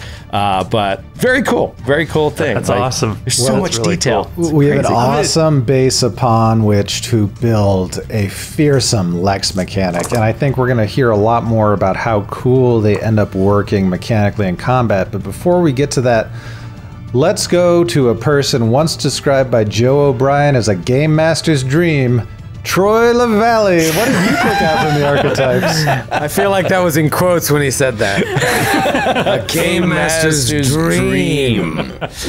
My goal from the outset was, what's the most ridiculous class? Perfect. And it was tough, because they're all out of this world. But what happened was, I was like, I wanted to go to Ridiculous Town, and I got really sucked into the awesomeness. And so I had mentioned earlier, like everyone else, there was an email chain going back and forth, pick your archetypes, and I was busy doing other stuff, and so I waited, and you guys had all picked yours, and then I was looking at what was left, and like Interrogator jumped out at me, because you know that Inquisitor is my favorite Pathfinder class, and I was like, that sounds great. And again, the artwork looks awesome. And then I looked at Confessor, and I was like, this is like Inquisitor squared. It's just this like woman priest just shaking incense, like, I'll kill you with my voice. Shame. Like, that looks pretty awesome. Shame. That's what I pictured. Yeah. It's got a whip in one hand and incense in the other. And just like, she looks like the Pope, but there's a skull on a stick next to her. Sorry to interrupt. Did any of you guys watch Ted Lasso? I want to. It's on my list. Fuck yeah, man. Best show of all time. Right? Great. Yeah. And I had no idea that the owner of the team, who is amazing, that woman, is the woman, the shame nun from Game of Thrones. You're totally right. I never put it together, and my wife came up to me one day and was like, holy shit. And like showed me the picture like of her in Ted Lasso as just like a wealthy woman in England, and then next to like her like no makeup pale nun face, and it was incredible. So good on that actress. I can't remember her name at the moment, I hate soccer. I think it's a ridiculous sport to be even considered as part of the professional sports lexicon. But I love Bill Lawrence, who created Scrubs, and I had no idea that he did Ted Lasso. And I love Jason Sudeikis. So good. So I have to check it out. It is so good. So even though soccer is just a dumb professional sport, I really need to check out Ted Lasso. Don't take the bait. Don't take the bait. No, we're not. I'm not going to engage. Throwing it out there. So what did you end up choosing, Troy? I know what I'm doing. Throw it out there. You take it. I thought I'd go a little more mild-mannered. Okay, I like it. With regards to the rest of the crew. And I went with Death Cult Assassin. Just your average Death Cult Assassin. Just your run-of-the-mill, lazy Sunday Death Cult Assassin. Wow. I mean, I kept coming back to it. Like, I clicked on Death Cult Assassin first, just looking at the name, and I was like, yep. All right, I'll shop around. Oh, Interrogator looks cool. Confessor. Ooh, even Lex Mechanic. And then as I delved more into what a Death Cult Assassin is, I was like, yeah, no, this is the class for me and the voice that I already had prepared. Death Cult Assassin, they're part of the Adeptus Ministorum, which is like the ecclesiastical governing body of the Imperium. And so it's all very like, Grant, you correct me if I'm wrong, because you know it better than me, but like they're intensely religious, but it is a religion devoted entirely to praising the Emperor. Yes, but that is true. And on top of their just general fanaticism and pushing the Emperor's word to all corners of the Milky Way galaxy, they pale in comparison to the zealotry shown by Death Cult Assassins. They really take it up. They're like Emerald Lagasse. They just you are associated with the Louisiana branch of the Adeptus Ministorum with your bams, bam. But you're not officially. He's from Fall River. Fall River, where? Massachusetts. Emerald Lagasse. He's from Fall River. I was assumed with all the sweet Cajun spices, he must have been. So is my character, oddly enough. My backstory is he's from Fall River, Mass. But the point still exists. Death Cult Assassins are not official members of the Adeptus Ministorum. They fall under it in this game. You are so crazy in terms of what you do, and you'll describe that in a second, that you're hired by them to take out important targets. Unofficially. I don't know why I always play crazy characters. We talked about this on Cannon Fodder a few weeks ago, Joe and I. I just really enjoy the extremities, and this extremity is when you're gonna play. You want to play 40K. You fucking play 40K, and so yeah, that's the thing. It's like you got to go all in. You can't be like, you know what? Is there an accountant class? Is there like a class that is just, he just sits back and be like, how much ammo did we use today? All right. I just want to, guys, really should cut down on the number of bullets. The experience of the regular working farmer in this world. Like, no, it just doesn't exist. Yeah. Can't be a Matthew. The independent contractors on the Death Star. Yeah, no, so they are zealots of the most extreme sect, where their whole thing is not just killing. Anybody can kill. People kill all the time in this world. They kill with a desire to dismember, rip the blood out of them, bathe in the blood of their enemies, drink the blood of their enemies, wear the skin of their enemies. Like, the whole killing process is such a religious, ritualistic part of who they are, all in praise of the Emperor. They're like a cult of organized serial killers? Yes, yes. You're the wild card of our group. I'm Charlie Day. But like, the thing is they would be just arrested anywhere else in the world, but because they're part of the Adeptus Ministorum and because they're sort of allowed to do what they do, they go out and seek out enemies of heretics, and they take care of them. But it's not just like they just go kill them.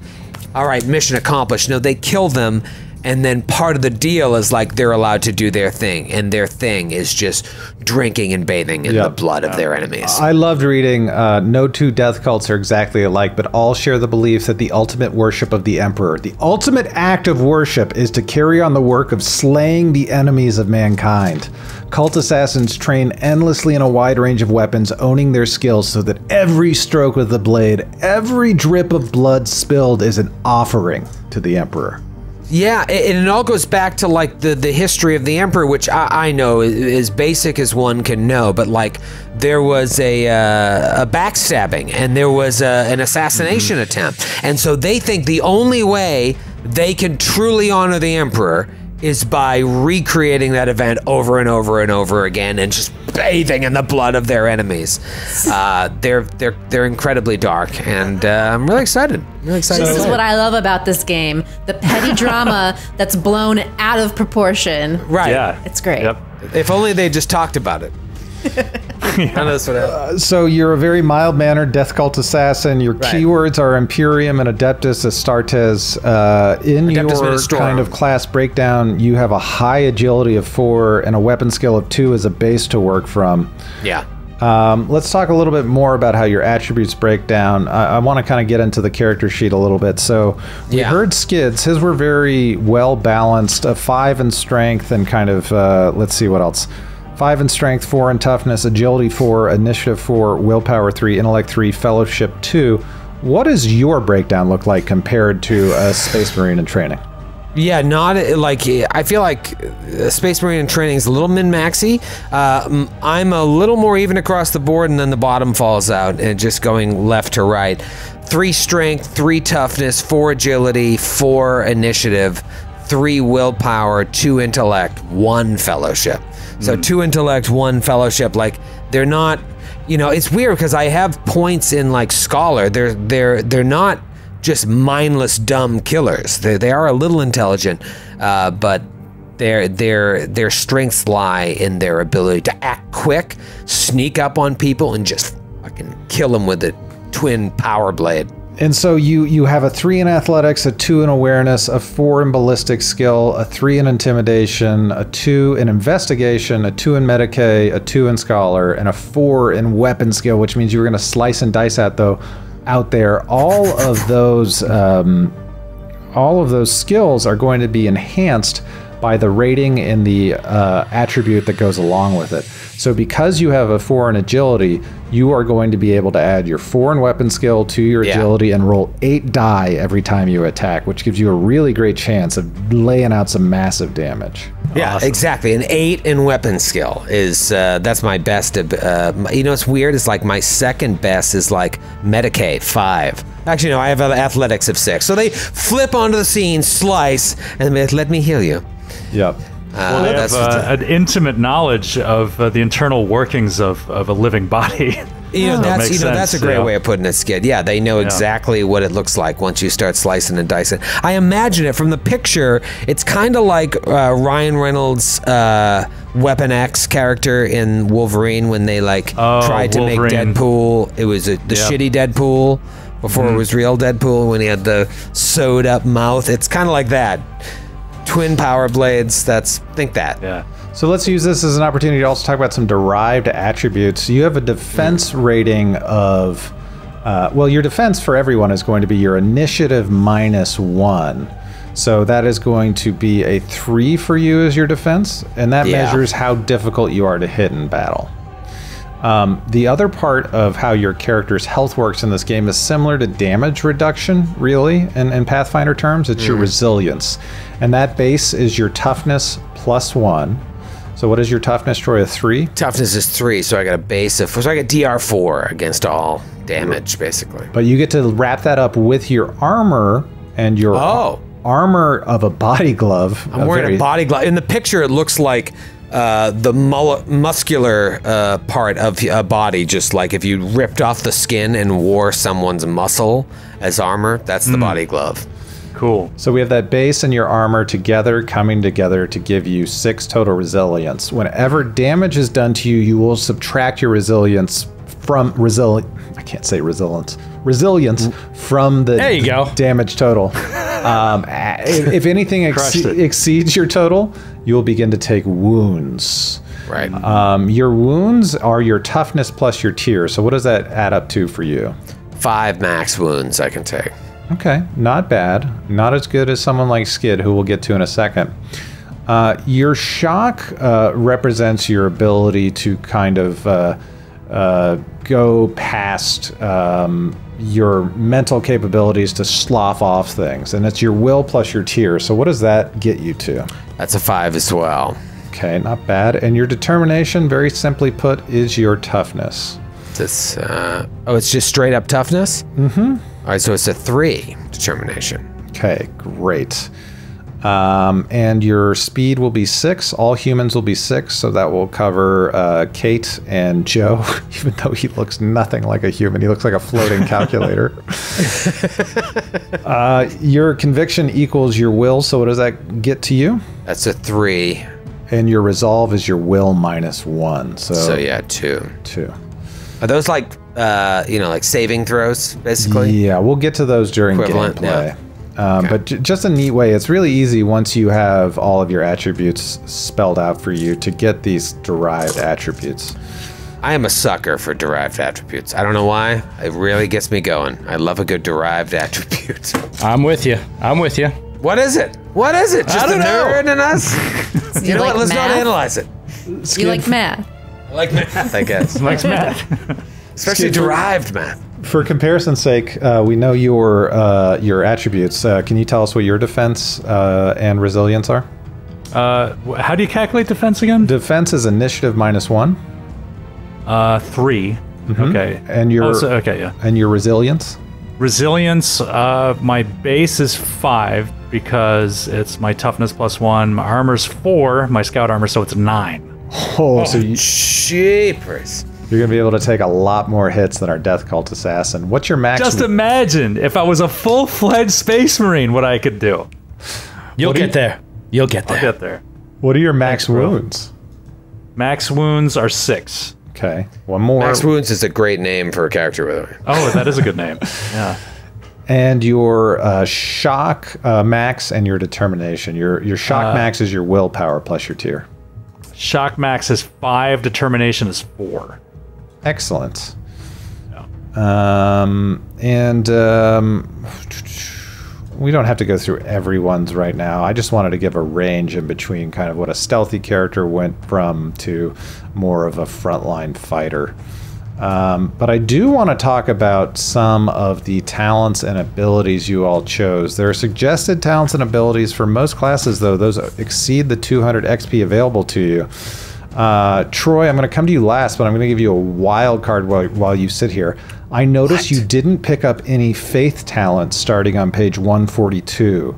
You might want to exchange one of the talents you've chosen for the faith talents listed starting on page 142 of the core rulebook. Wow, okay. You gotta have faith. Gotta have it. Kate, why don't you tell me about some of the talents the Skitari has? Let me tell you. So I took Augmentic, which basically means I can augment myself either internally or have some limb replaced. I can either take 2 rare or lower quality augments or 1 very rare augment. So I chose 2 rare or lower. The ones that I chose were Mind Impulse Unit. And what that means is that I can converse with the machine spirit as an action. It might require a tech roll if it's with an unruly spirit. But once I succeed at that, I'll be able to operate the machine, which is cool. And then the second augment I took was, I'm not going to say this right, Augur Array. Sure, Augur you got it. You got Array. it. Nailed it. And what that does, I can basically choose either Auspex or Diagnoster from it. So from that, I chose Auspex. Auspex. What that means is, as a combat action, I can detect energy, motion, and other life signs within 50 meters. So that's my augments. Outside of that, I chose Rite of Magnometrics. And it basically oh my God, it's so cool. Where is it? Where is it on here? Rite of Magnometrics. There it is.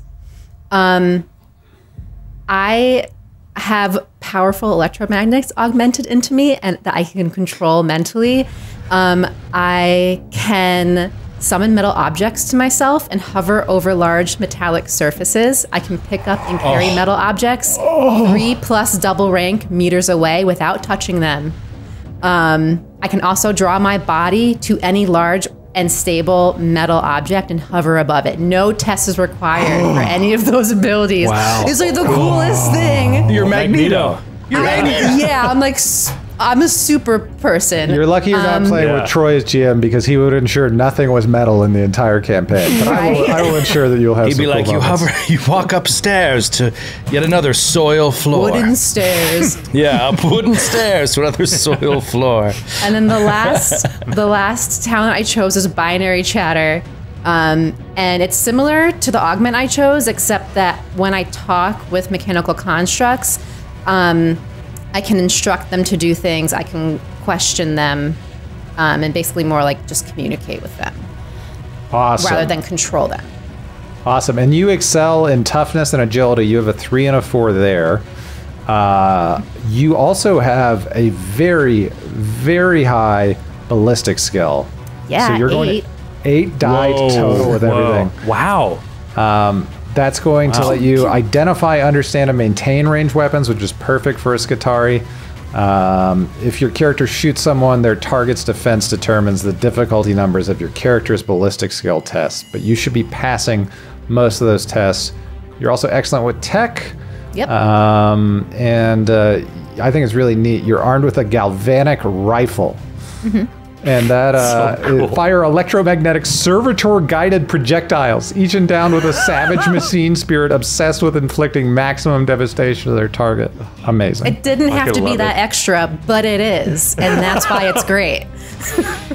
Fucking cool, man. Also, you're so heavily augmented, you don't have time to bleed. I don't know if you went over that I don't one. bleed. That's amazing. I don't have eyelids. I don't bleed. Don't worry about it. Oh, and you have a combi tool, which I believe Joe has as well, which allows you to like do anything to anything Imperial tech. So you can Yeah, it's like infiltrate a all sorts of things. multi-purpose tool for tech. Sonic screwdriver. Yeah. Was there anything else you wanted to cover on your character before I go on to Joe? Nope. All right, Joe, tell me about some of the skills that your character uses to pay the bills. Dude, Kate is a hard act to follow. This is it's gonna be tough. It's gonna be tough, but I'm gonna try. All right. So, all right. So attribute-wise, I am shocked at how high everyone's scores are. I guess this is just me, but I think I guess I'm a little more even. Well, here's the idea. This dude, who I've not fully formed, but is old, like an old man. Which is not really in what the randomness they give you in the starter character ages, but I don't care.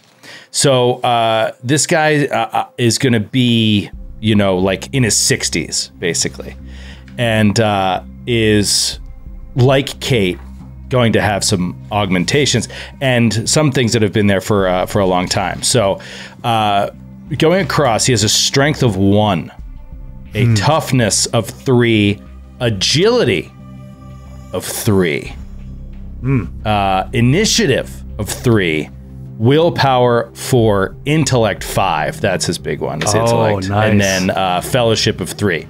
Did you boost up some of those based off your extra XP? Okay. I did. I used XP for those, and the reason is that like, I mean, I read a thing that was basically just like you shouldn't use talents. Like min-maxers just put all their XP into buffing their attributes, which makes so much sense. You use them so much more, and all the derived stats coming from them and everything. But they're like use talents because they're fun. So I did use 1 talent, and then I put the rest in attributes, and I unlocked like 1 or 2 skills that had willpower connections. So.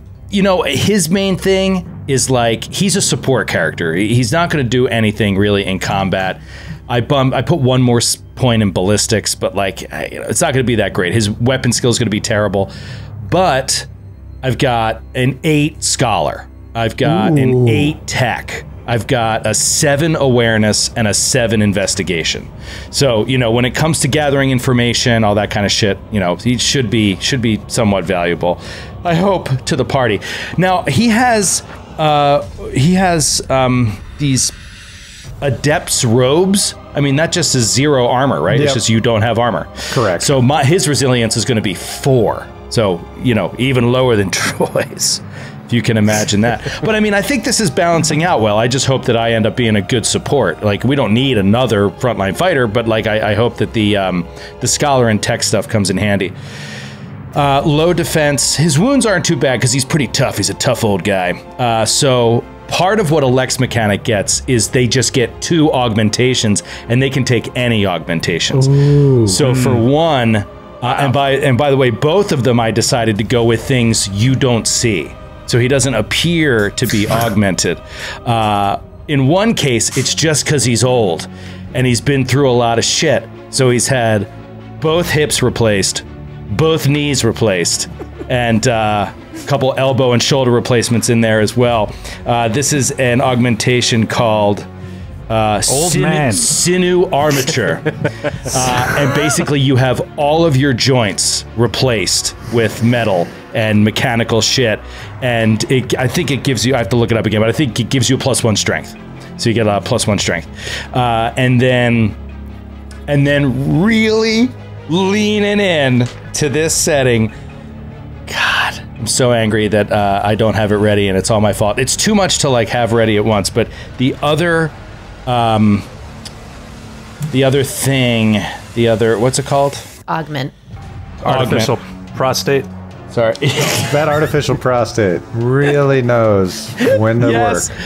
Artificial prostate. You know what? I can tell you from experience. It gives me the ability to sit down for 45 minutes without having to get up. I'll tell you in 4 years.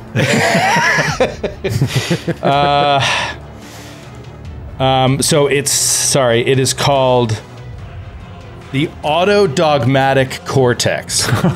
And I mean, it is such a non-min-maxy thing. It's a very Joe thing. Okay, good, I found it. Here it is, because I wanted to read it word for word. A small cogitator mounted on the inside of the skull feeds a constant stream of hymns, prayers, and catechisms directly into the brain to bolster faith and resolve. Oh, whoa. But it's pretty cool because it gives you +1 willpower. So that affects a lot of things. Yeah, that's great. But basically, he is just like constantly fed.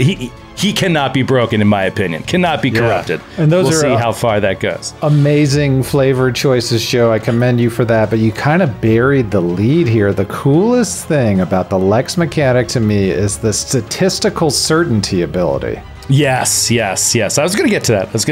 Okay. Well, actually, no. Why don't you do it? Because I don't really understand the mechanics of it, but it sounds amazing.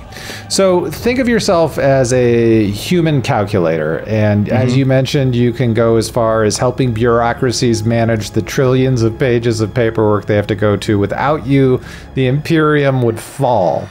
They're mentats, basically. Exactly. Yep. But during battle, you can provide this assistance in live time with exacting mathematical analysis, removing all possibility of ill fortune or doubt. You basically get to reduce the amount of bonus dice you provide by an amount equal to your rank. For every die removed, your ally So this is when you're helping your ally. So how can you give bonus dice to an ally? That's what I don't understand. And what are the bonus dice and where do they come from? You are able to, when you aid another person, which we'll get into, bonus dice are involved. When you remove those die, they become extra icons automatically for that person. So I can just give people successes. Yes. On checks. Wow. Yes. Cool. Yeah, it's pretty awesome. It just basically says, you remove any possibility of ill fortune or doubt, and it all comes from exacting mathematical analysis. That's so you just like awesome. Boop, boop, boop, boop, and then you can just give successes. For every die removed, your ally gains an extra icon on their test result. Wow. So it's really freaking cool. And then I'll just say the last thing. The talent I took is deductive, which is essentially the ability to do knowledge checks in combat, like monster ID rolls sort of thing. But in this, it's an ability called deductive. So as a simple action, you can use this talent to make an intellect-based skill test to recall or notice something about a target. The target can be anything from a mag-locked door with a cantankerous machine spirit to an inscrutable planetary governor. If you pass the test, the GM may give you information based on the skill you used, and then you can use you get a plus rank bonus dice to any test made against that target, and you can pass that bonus on to an ally if you tell them the information. So it's basically just a knowledge check boost. It's important it's a simple action as well, because you get a move action, a combat action, and a simple action basically in combat. Yeah. And it'll let you do a lot more things in action. So that's awesome. Yeah. Really cool. So yeah, it's all like knowledge and statistical, like mathematics to break down these systems. You see the matrix and then just like give it to your allies. Awesome. So cool.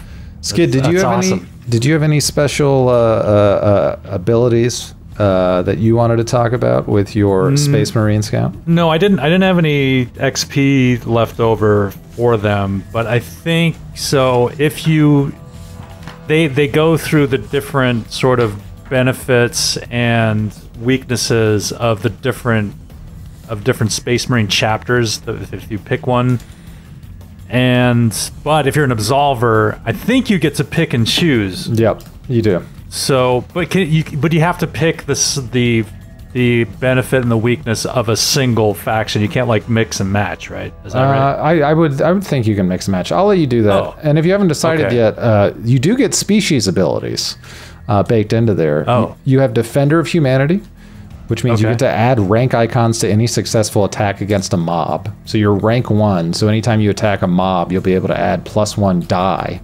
anytime you attack them. You have Honor the Chapter, which means you are subject to the orders of your chapter master and must honor the beliefs and traditions of your chapter, giving you a +1 to your resolve. So whatever you have in your resolve right now on your sheet, add 1 to it. And Space Marine implants. You are also immune to the bleeding condition, and you gain +1 bonus die to any test related to one of the 19 implants, except for the Black Carapace, of course. Right. I can spit poison on people. Amazing. Troy, did you end up changing your mind at all with my temptation? Oh man, Grant, you opened up the floodgates, and I made some major changes. Oh wow! Okay. So I really wanted to just kind of lean into the suggestions, but then once you said, "Oh, don't check out Faith Talents," I saw some other things that I was like, "I want that." So the one suggestion that I took is blood must flow. Okay. You know how to place your strikes to inflict hemorrhaging injuries.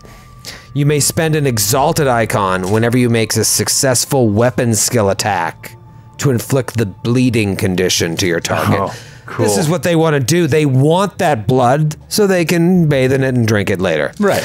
Yeah. I took a Faith talent. I switched out one that I had chosen for one called The Passion. Ooh. Mainly because my character is a huge Mel Gibson fan.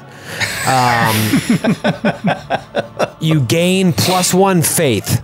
Basically, the effect is you cast your thoughts to his glory, his capital H visage demands destruction. You gain +1 faith. As a combat action, you can spend 1 faith to inspire the Emperor's wrath. Select one character with the Imperium keyword within hearing range, and it can be yourself. They gain +double rank bonus dice to the weapon skill test for 1 round. Whoa. Wow. So you just inspire either yourself or someone around you to just be able to like go crazy with their weapon. Wow, an assassin bard. That's kind of what I was going for there. Pretty cool. Yeah. And it's awesome because it's a combat action, and we talked about how your defense isn't very high or your resilience is not very high, so you don't want to be taking a lot of damage. So there might be a point in a battle after you've gotten off your sneak attack that you want to pull back and give this buff to people. Yes, huge. I think it's going to help. We'll see how it plays out on how the flow of the game works. My archetype ability is Glancing Blow. You depend upon your swift movement and honed reflexes to avoid harm, which I obviously need to do. I can use my agility instead of toughness when I roll determination against damage from attacks. And I can roll determination against mortal wounds. I can't do it if I've been immobilized or restrained. And then one I took that is neither a faith talent or a suggested talent, but I thought was just going to be fun for the stream, is Gallows Humor. Okay. You find humor in the darkest of places and can use it to bolster the resolve of your allies. So yeah, he is very much, in a way, a bard rogue. Yeah, yeah. You can take a simple action to make grim jokes whenever you're wounded or suffering from a condition. That's as long amazing. as you're still able to speak. Make a DN2 fellowship attribute test. If you succeed, you and any allies that can hear you recover shock equal to your rank plus the number of icons rolled.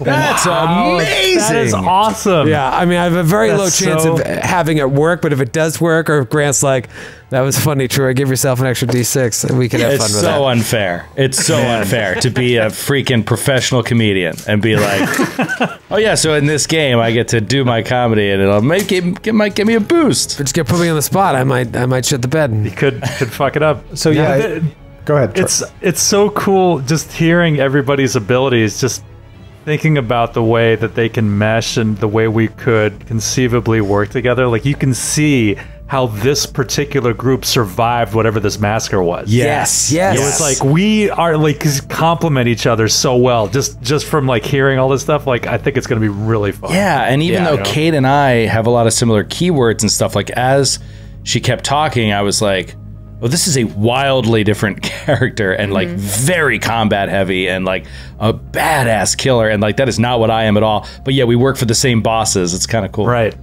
Yeah. And what's really great about the last talent you took is that it has no keyword. Anyone could take it. I like that. Yeah. You had to have Adepta That's cool. Ministorum to get the Faith talents. There are certain Adepta Astartes specific ones that are restricted to keywords, but that's open to anyone.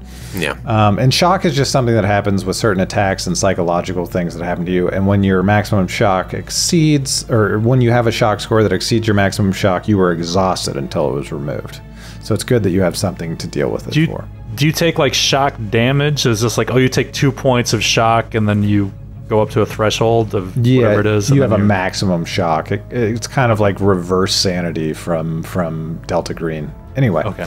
Troy, why don't we, unless you wanted to bring up anything else, well, you have 2 Death Cult Power Blades, which is going to be sweet to see in combat. Yep. Is there anything else you wanted to bring up in your character before I gift you with some amazing new talents? Oh, gift away. Gift away. What? Why don't you roll More me a talents? D3, baby? A D3? The finest of Ds. I rolled a 2. Trust no one. This is your accomplishment. Ambition and greed permeate even the zealous clerics of the creed. You have suffered firsthand at this corruption, and now you judge the faith of others. +1 conviction. Oh, yeah. Awesome. Where is conviction? There it is. Yeah. Roll another D3. Where does faith go? I got a +1 faith. Is that a... Oh, I see it. It's on the second page. Page 2, upper right. Oh, yeah. Do you start with any faith? I don't think I have faith. I don't got faith. You gotta have faith. You gotta have faith. I'm sorry, Grant, you said roll a D what? D3 again. D3 again. Here we go. A 1. Tithed. This is your origin. As a child, you were given unto the ecclesiarchy's charge as part of a family tradition.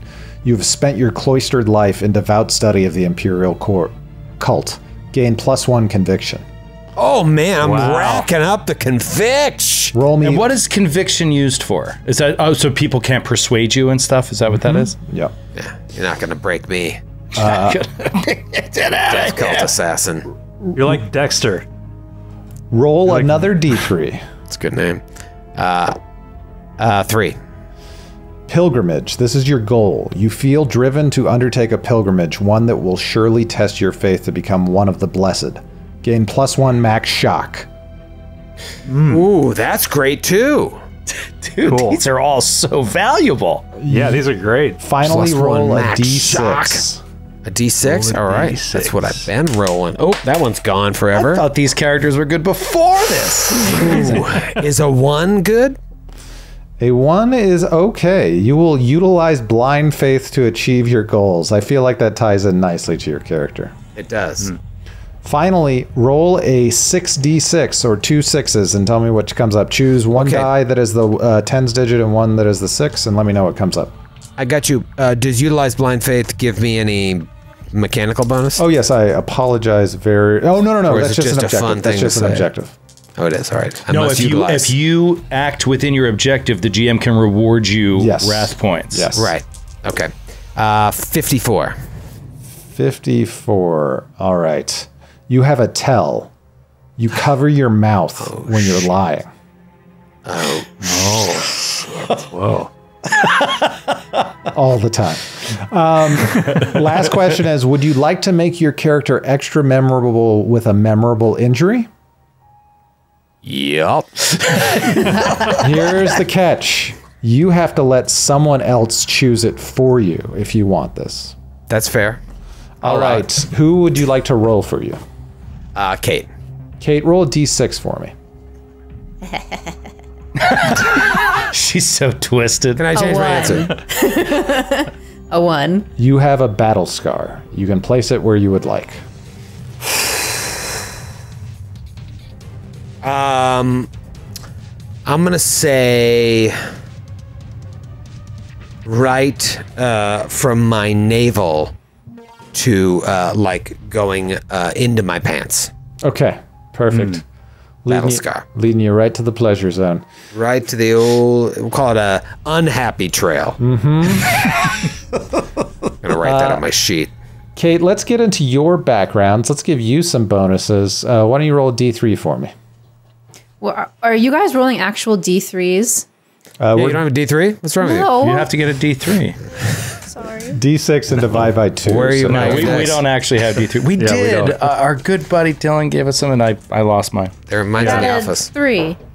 3, your origin is that you are a Promethean proselytism. You converted to the cult Mechanicus, leaving your former life behind after a holy vision, revelatory moment, or some other change of heart. Gain +1 conviction. Nice. A lot of times it's prisoners who are kind of forced there and have like a revelation there or some other time in life. A lot of people want to join just because life is so hard and they want these augments. So you can think about that for a while, but for now add +1 conviction, another D3. Another 3. All right, Whoa. you are your fire. accomplishment is that you have accomplished a Necron assault. You survived a clash with the nightmarish Necrons. Many allies Whoa. fell to their bizarre weapons, but you managed to escape or prevail, haunted by visions of death-masked mechanical horrors. Gain +1 max shock. Max. Shock. Man. Awesome. We could get into the Necrons. We could start talking about all that. That's like that's some deep lore. I mean, it's not. It's just a core part of the universe, but it's like it's cool. They're cool. Yeah, not deep like rare, like deep like it goes deep. Yeah, like this is very important in the lore. The Necrons are like this huge. That they're like precursors who were. That's very complicated, but they were wiped out, and they were sort of. They're undead. They're sort of like technologically created undead, and they kind of kept themselves. They're like Egyptians. They like kept themselves in cold storage for thousands and thousands of years, and they're just now like re-emerging to kind of retake control of the galaxy. So One more D3, Kate. D3. 1. Your goal is to be a mechanical missionary. The truth of the Omnissiah must be spread. By converting individuals and raising holy temples or forges, you serve the expansion of the cult Mechanicus. Gain +1 conviction. Well, that's +2. Excellent. Total. And your final roll will be a D6. D6. A 5. A 5. Your objective, which you can get rewarded for, is to give praise to the Omnissiah for some small miracle. So maybe you put the toast in the toaster and it didn't burn today, and you were just ready to sing the praises of the Omnissiah. Oh, the machine god inside the toaster. Thank you for whispering great you, these machine upon my spirit. bread. For your blessing this day. Joe, let's go ahead. Oh, go ahead. Grant, can I ask you a quick lore question? Sure. I don't know if you know this, but so my understanding is that the Emperor, when he reemerged to kind of reconquer on the Great Crusade, to reconquer the lost parts of the galaxy, that he needed the help of the Adeptus Mechanicus on Mars. So he presented himself to them, and I think he basically tricked them into thinking that he was the Omnissiah. Yes, I believe that to be true as well. They later ended up figuring out that he was not, and then there's this weird truce where it's like the same god by a different name, but it's really not. They're really worshiping not the Emperor, all of the Adeptus Mechanicus. It's so cool. It's just like all these kind of themes and like these huge ancient organized religions are kind of woven into this. It's really cool. Yeah. Joe, why don't we give you some bonuses? You are going to be rolling on the Inquisition backgrounds because you're a part of it. I would like you in this adventure, though, to keep your association with the Inquisition on the download. Lex mechanics often work for the Adeptus Mechanicus. Mechanically, they work for the Inquisition in this, but the purposes of this mission, I'd like you to keep your association with the Inquisition low. But for now, let's roll. Would my allies know about that association? No. Oh. Whoa. You better not step over your bounds, Lavallee. I'm going to get you drunk and have you talk all about it. All right, I'm ready to go. But before I do, I just want to thank Cubicle 7 again for these amazing giveaways that we're doing tonight, because it's coming up soon. And you got a little time left to get your name in the hat. We're giving away a physical copy of the Wrath and Glory core rulebook tonight, as well as a digital copy of the core rulebook, a digital copy of the Forsaken System Player's Guide, and a digital copy of, what is it called, Grant? Legacy? Legions of Legacy? Litanies of the Lost? Litanies of the Lost. A lot of alliteration. Litanies of the Lost, which is 4 adventures in this system. PDF we're going to give away. So click on the link in chat, enter that. The winner's going to be announced very soon in chat, and we'll reach out to you if you win and get your prize. So thank you again to Cubicle 7. All right, here we go. A D3 for the Inquisition. 2. You will have an origin of fickle fortune. Caught in the horrors hidden from the populace, you were forced to join the Inquisition. Your life was redacted from administrative records. Now, a half-forgotten shadow. Gain +1 determination. So I love that. You were a Lex mechanic that maybe got forced into working with the Inquisition. Wow. Press ganged. And maybe that explains his augmentation of, like, constantly being just fed psalms. Yeah, that's like brainwashing. Yeah, maybe they forcefully implanted it. Yeah. All right, you said +1 determination? Correct.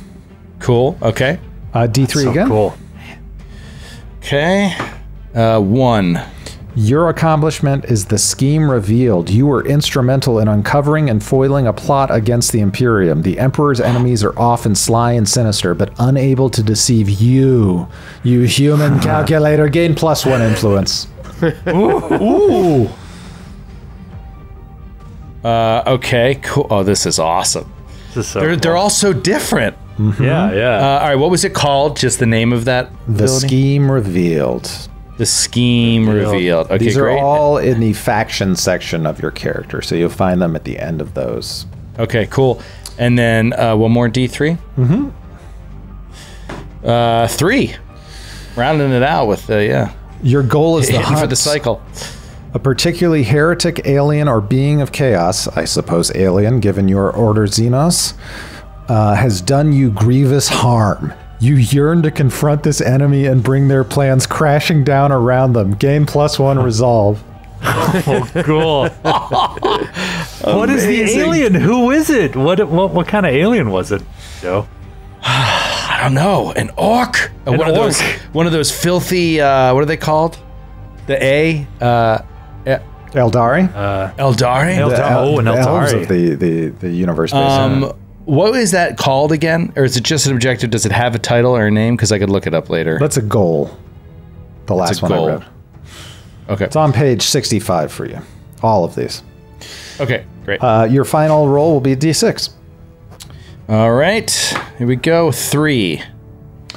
Your objective is to gauge the approximate interrogative breaking point for an individual. So if you ever question someone, you want to find precisely which finger to snap so they tell the truth.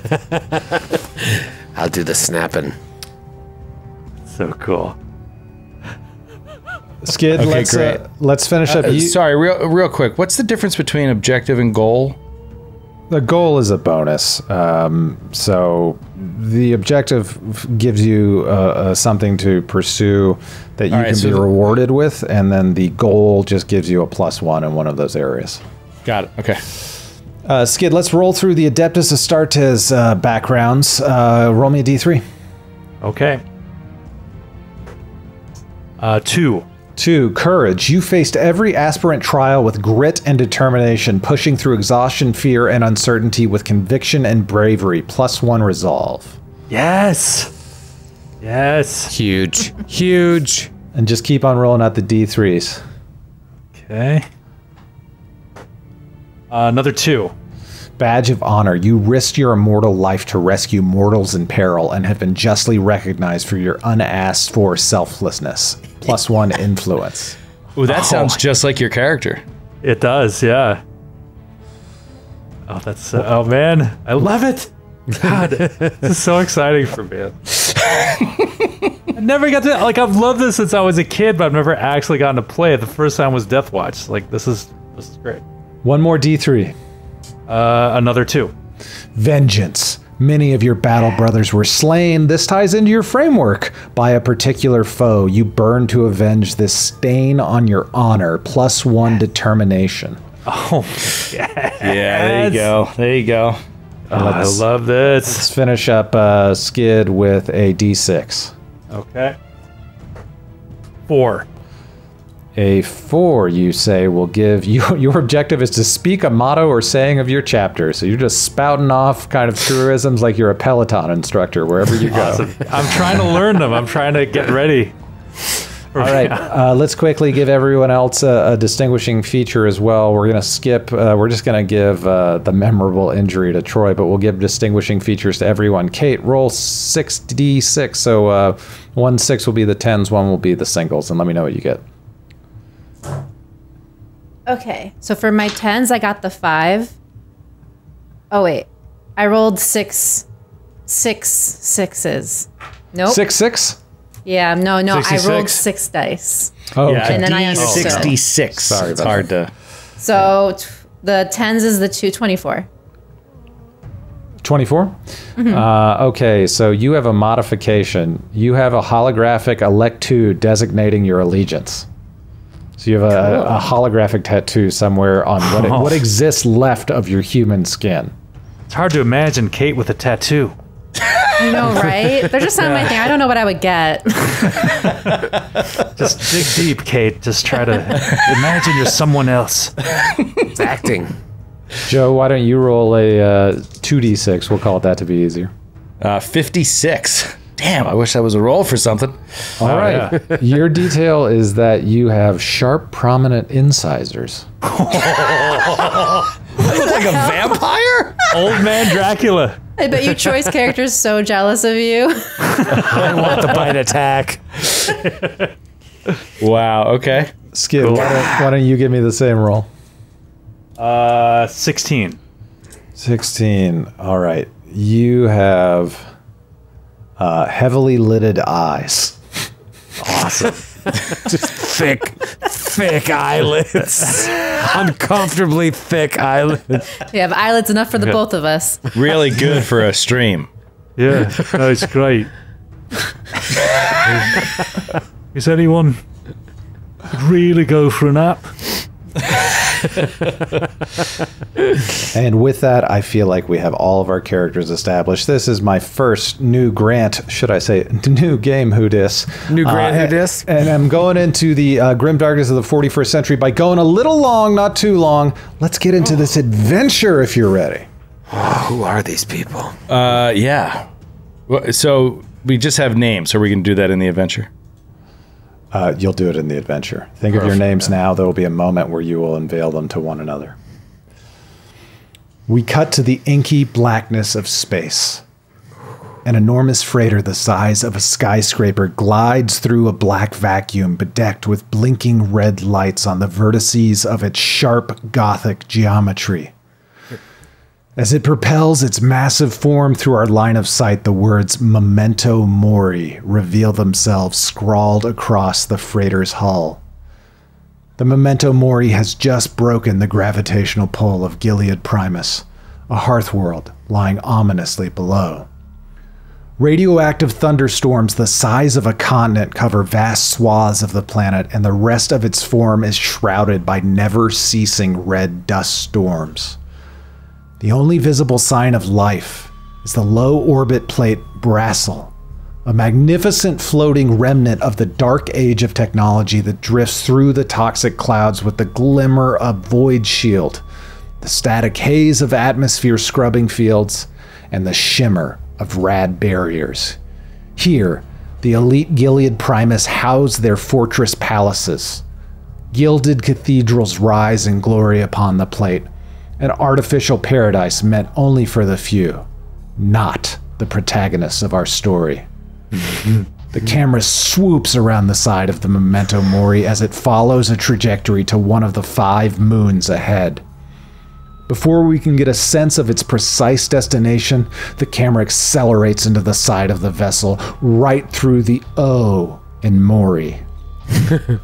We find pitch blackness inside, and each of you slowly open your eyes.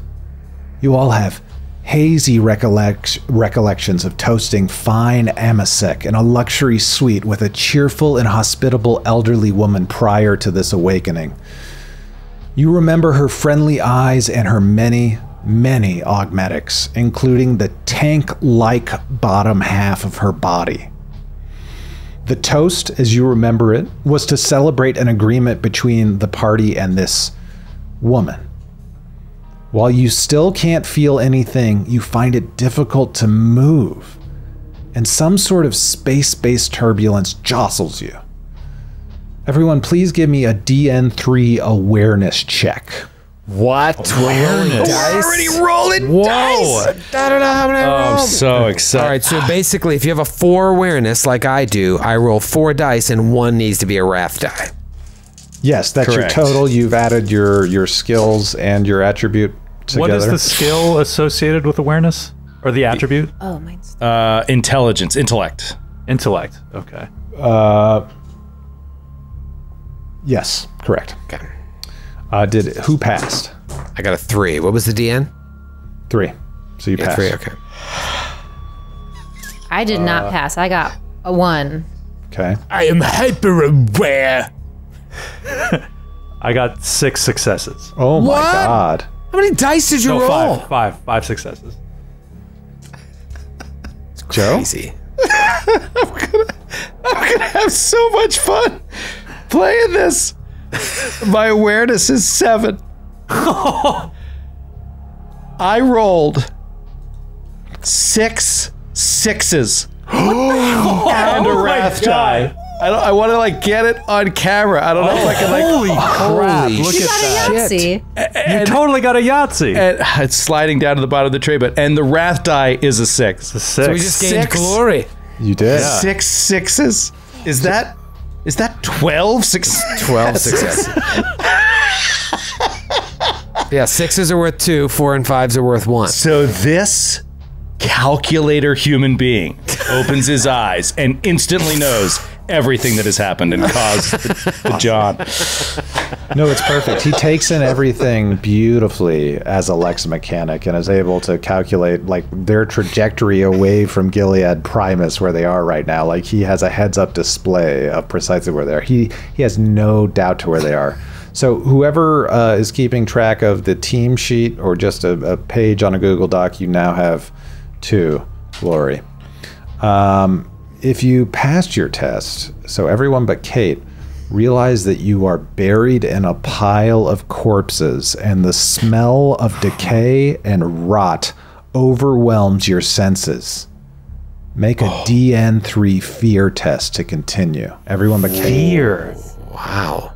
What is fear? Is it resolve or? Yes, I believe it's against resolve. Hold on. Do you roll resolve for a fear test? Whatever is causing you fear might also make you anxious. You trigger physical reactions like rapid breathing, shaking, and a lack of focus. When you encounter something that causes fear, you roll your resolve against the DN. Holy shit, I can't hit this. Just resolve? Yeah. Okay. So I got 2 dice, for example, and it's DN3, so I need a 5 and a 6. You only have a 2 2 6s. resolve? I have a 1 resolve. Yeah, it's will minus 1. So I'm glad I didn't see I it. misread the DN. It's DN1, so you could have passed that way. Okay. All right. I mean, you could pass with a DN3 too. It'd just be very difficult. Yeah, I got a 2. 2 4s. I got 4. Okay, I also got 4. Okay, so you are not afraid. For whatever reason, maybe there's a malfunction happening in Kate's Skitarii augments that prevents her from sensing what's happening. She does not know she is buried in a pile of corpses and is also not afraid. I shall know no fear.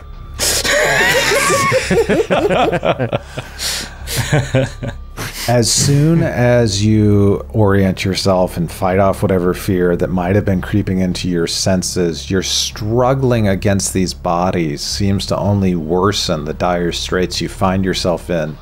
You seem to fall deeper, deeper beneath the corpses, like a marble falling through honey. Oh. Wow. As you're panicked... Sorry. Can I ask a quick question? Did we know each other before this? Like, were we survivors of a different incident, or is this the thing we're surviving? No. This is not the thing you were surviving. You guys met each other beforehand. So we know each other. Okay, that's all I wanted to do. As your panic, although not mechanically fear, reaches a fever pitch of continuing to fall through these corpses, the cargo bay doors of the Memento Mori open. Light floods in, and both you and the cadavers you shared economy seats with are dumped unceremoniously into a heap on a landing pad. Before you can react, the Memento Mori takes off. As you stand up, you have an opportunity to look at one another, describe your character, and introduce their name, as well as their reactions to being dumped on this landing pad on top of 10,000 corpses. Oh my god! So wait, one more time. Where is this? This landing pad is on this, like, red storm world or whatever? It's on one of the moons that I mentioned earlier. I'll allow you, prior to your introducing yourself, to roll an investigation or scholar check with a DN of 3 to know where you are. Okay.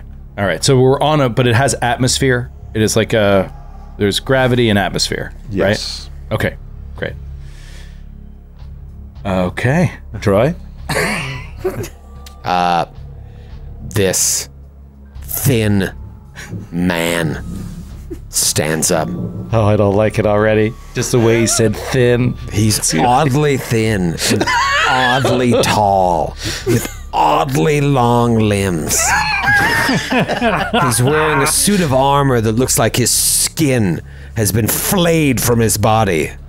It's just shaped like pure muscle, but it in fact is a body glove. He has 2 twin blades humming on his back, and he stands up hyperventilating.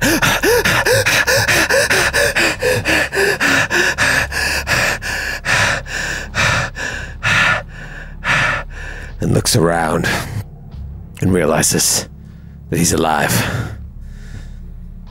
Blood for his blood. Death for his glory. I yet live, and blood shall be spilled. And his name is Wombat Sex Table. Sex table? Wombat. You might think Wombat Sextable. Like Cliff Huxtable. Nope. It's Wombat Sex Table. What the hell? I am Wombat Sex Table. I am a death cult assassin. And I have lived yet another day to spill blood in the memory of my emperor who is still alive. Questionable. Heresy! Questionable. Most likely still alive. My God King. Beautiful. So you see this death cult assassin quickly shake off the fear of being buried under these things in broad daylight on a moon orbiting Gilead Primus. Who else does he encounter? My character erupts from a pile of corpses. They go scattering, flying everywhere. You see it stops slow motion. The corpses just fly. This 10-foot tall, impossibly muscled transhuman flies He's 10 out. feet tall? He's 10 feet tall. They're 9 or 10 feet tall. I can't remember, but they're like they're 10 He's a feet hill tall. giant. Yeah. So he erupts out of this pile of corpses covered in blood and gore. He's got heavy-lidded eyes, and he's got a buzz cut, and he's got all these like fresh tattoos all over his body of Space Marine slogans, like "Death to Xenos." It's like point this end here, like all it just like crazy, like all over his, and like the number 13 in Roman numerals, like all over his body, freshly done, like in the last like couple of weeks. And he just like, he turns his heavily lidded eyes to see if anyone else is hurt, and his name is Azrael. Azrael. And I wanted to pick one of the names of the Space Marines in the 3DO version of Space Hulk, and that was one of them. Nice. That's a good one. That's a good one. All right. Who does Azrael remain standing next to? I didn't know if you were going because you were going to go. I'll go. Okay. All right. I'm just nervous. All right. Pushing his way up, but taking a little longer than the 10-foot tall Astartes in training, Adeptus Astartes in training scout.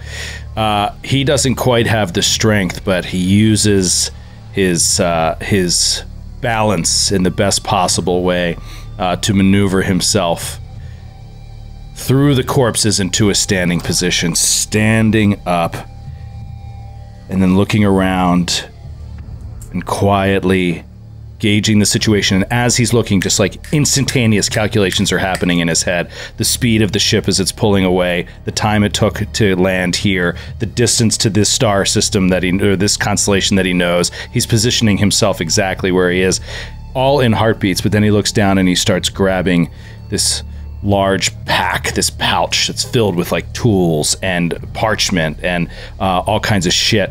And he just like puts it over his head, and his head, you see it as it's hanging down, is this white hair, just like long, straight, thin white hair, and you can see just through some wisps of it directly into his scalp. It's like this thinning white hair, but it's long, stringy, and a little greasy.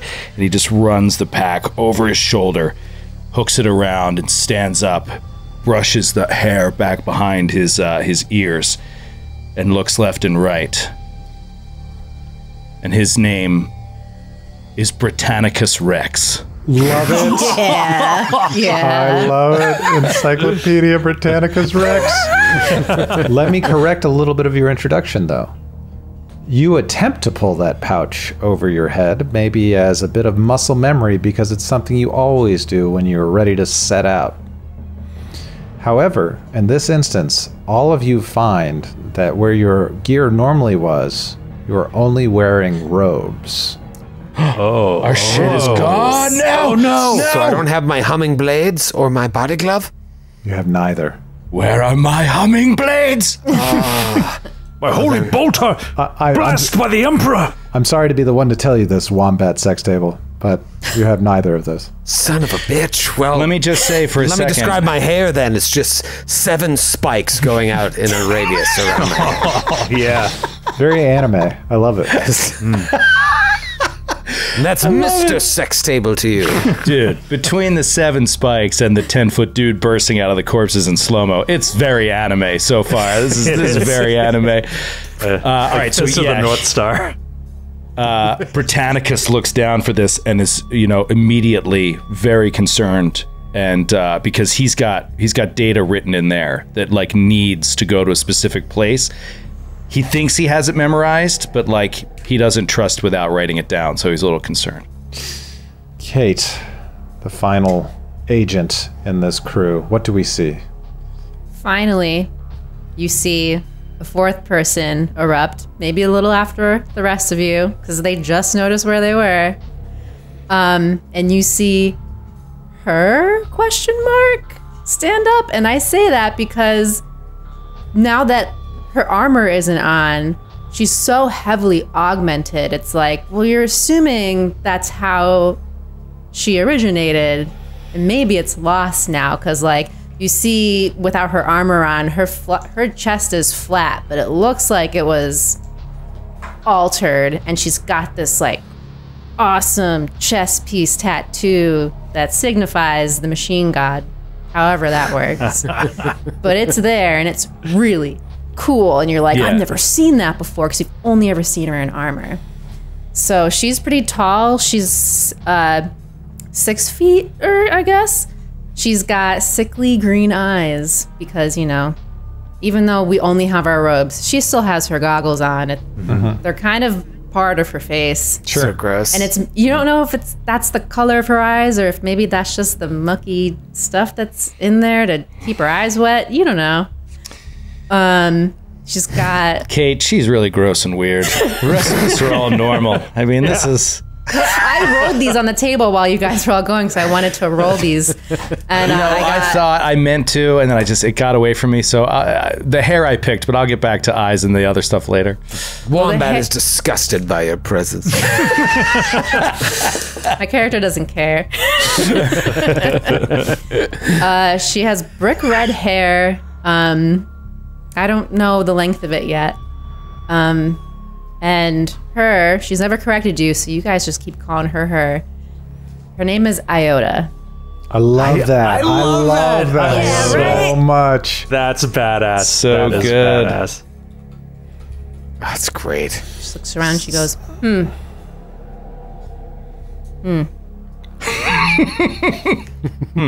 All right, may I do that awareness roll to know where we are? same.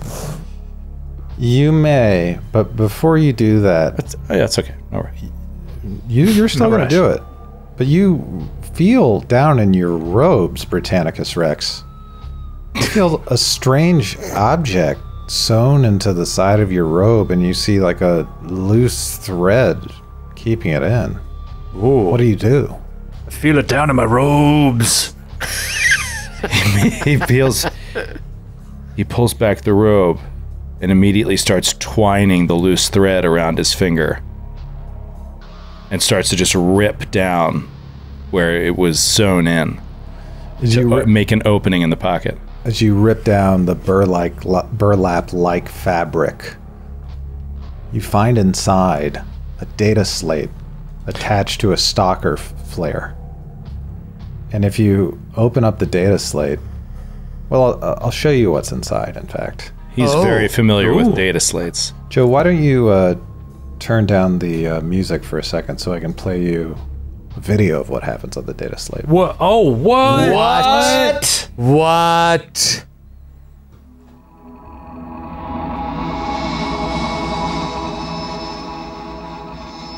Esteemed subjects of the Emperor, this message will be wiped from its data slate in 10 Terran standard minutes, so I will not waste time thanking you for undertaking this crucial service for the Emperor and his Holy Inquisition. The need for secrecy in this operation cannot be understated. Under my authority as an interrogator of the Holy Ordos of the Inquisition, I issue this directive. Find the Xenos artifact known as the Revelator from the Gelfratus family necropolis and bring it to me. Little is known about the Revelator beyond its appearance, its vast rumored power, redacted.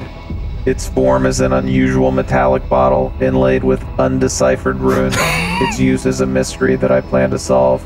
We believe that the Revelator is in the tomb complex of the once venerable Gelfratus family. Their coat of arms considered a shield emblazoned with the Imperial Aquila, flanked by 2 lions rampant.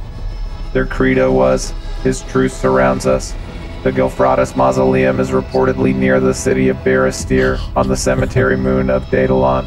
We have delivered you to this city, but have no further data. The Revelator must be found quickly to keep it from the clutches of the enemy. Records at the Librarium Mortem of Barastir might aid you in finding the necropolis. We have limited intel on a local recreant named Diomedes who may also be able to guide you, though I recommend avoiding the low-born slingers of this inert rock. Secrecy is paramount to this operation. Your loose or non-existent ties to the Holy Ordos of the Inquisition were among the many reasons you were chosen to carry out this most imperative of missions. Light the stalker flare attached to this data slate in an inconspicuous area when you have acquired the revelator so that my ship may collect you. You may remember little of our agreement. Our Medicae expert administered a relaxant to each of you that allowed you to pass for cadavers, a necessity to transport you to this cemetery moon covertly. The only side effect of the treatment is a slight loss of memory, but we must make sacrifices in his name. Your equipment has been concealed in a false cadaver with an electool of the Aquila. I recommend you start searching and find it before the corpse tenders arrive. Rest assured that the Inquisition will recompense you adequately for the successful completion of this mission as we arranged. May the Emperor watch over you. Interrogator Prodita Mendak.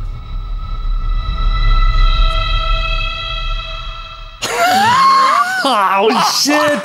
This is what you get when you put the tech guy in charge of the stream. Oh, this is awesome. Oh, grand. Wow, that was fucking awesome, man. Home run. Badass, cool as hell. Oh, that is amazing. I feel like I'm playing an old NES game. Yeah. And I love it. All your base belong to us. All your base belong to us. Oh, man. So, Joe, now that you have a sense of what your mission is, you also know, based off of your status as a Lex mechanic, that this message will self-destruct in 10 minutes. It's a very sensitive situation. You get the sense of that obviously on the fact you had to be given a sedative to pass for a cadaver on the Memento Mori. You can roll an investigation or scholar check with a DN of 3 to get a bit more information about where you are at Daedalon. Okay, he'll do that, but in the moment, he's going to just sort of tuck this data slate, into this pile of corpses. Well, actually, he's not going to do that until he starts looking for the other one, but he'll tell everybody this, right? Does that make sense? That makes sense, right? Yeah. So we all know, like, we know each other. It's like, yeah, he basically tells what the mission is. Still got to figure out his voice. This is the mission. With the effects of this, what with the memory suppressant, do we remember each other, or is this just like a short-term memory loss? Short-term thing. You have foggy bits of memory from it, but like what you guys remember meeting each other from your fellowship, or remember. Okay. Yep. And you, I think, Joe, like your Britannicus, wouldn't with his like mental acuity, wouldn't he be able to just remember this like verbatim? Yeah, most likely. Yeah, like a photographic memory, right? Right. You're equipped with an auto quill, which allows you to transcribe things like automatically. So I'm going to say that you're like, even if it's like your belly or your torso, like, or some piece of flesh, maybe you use a cadaver nearby to write on top of the belly flesh. But I'm sure that my parchment is in a cadaver nearby, so we just gotta find that. Yep, and there's a check for that if you want to try to look for it. Yeah. All right. So first, he'll just say briefly, what this mission is, and say, "Start looking around for a cadaver. There's one here with our things." And I will, I critted on the Wrath die. Ooh. So crit on the Wrath die, and then an additional 4 successes beyond that. I'm sure you rolled one of the right ones, but this will work with both awareness or investigation for folks. Okay. But with Joe, with what Joe rolled, he critted. He did an awesome job, and he is able, Britannicus Rex, to find a false cadaver. He has to dig through dozens of bodies, but he finds the electu, the holographic tattoo of the Aquila, just kind of glowing under someone's arm, someone else's crotch. There it is. Awful dirty business. But it must be some kind of synthetic body, as it's grotesquely sewn with a butcher's hand. It blends in easily enough to the rest of the corpses, and inside you rip open the stomach from the crotch to the throat, and you find all of your gear stuffed inside. Oh, are you telling me my power blades are in there? Yeah, it's like it went down from the hip to the leg of this like weird flesh suit. That's so cool. All right, he'll open it up and say, "Take your things, whatever you need." And he'll grab his, he's got a laser gun, laser pistol, very basic. But then his more important stuff, he sighs as he gets his own data slate, which has very important stuff on it. and then, you know, the combi tool and etc. Oh, dude, the sacred machine oil. Do you have sacred machine oil, Kate? No. Sacred machine oil is basically like this oil that you can drip on like a machine that there's no explanation for why, but it like eases the machine spirit. And It's like when you blow into a cartridge and you don't know what's going on, but it like works. magically it fixed it. Yeah. Machine spirit. That's what the machine spirit is. Yeah. Oh. Awesome. All right, so we get all of our stuff. Yeah. And now on this moon is this family's resting place. Is that what it was? Necropolis? Necropolis, where the Revelator is stored, an object of unknown Xenos power. And then if you want to know more about the moon, you can roll that investigation or scholar check. Okay. I'll roll I'll roll a scholar check. DN3.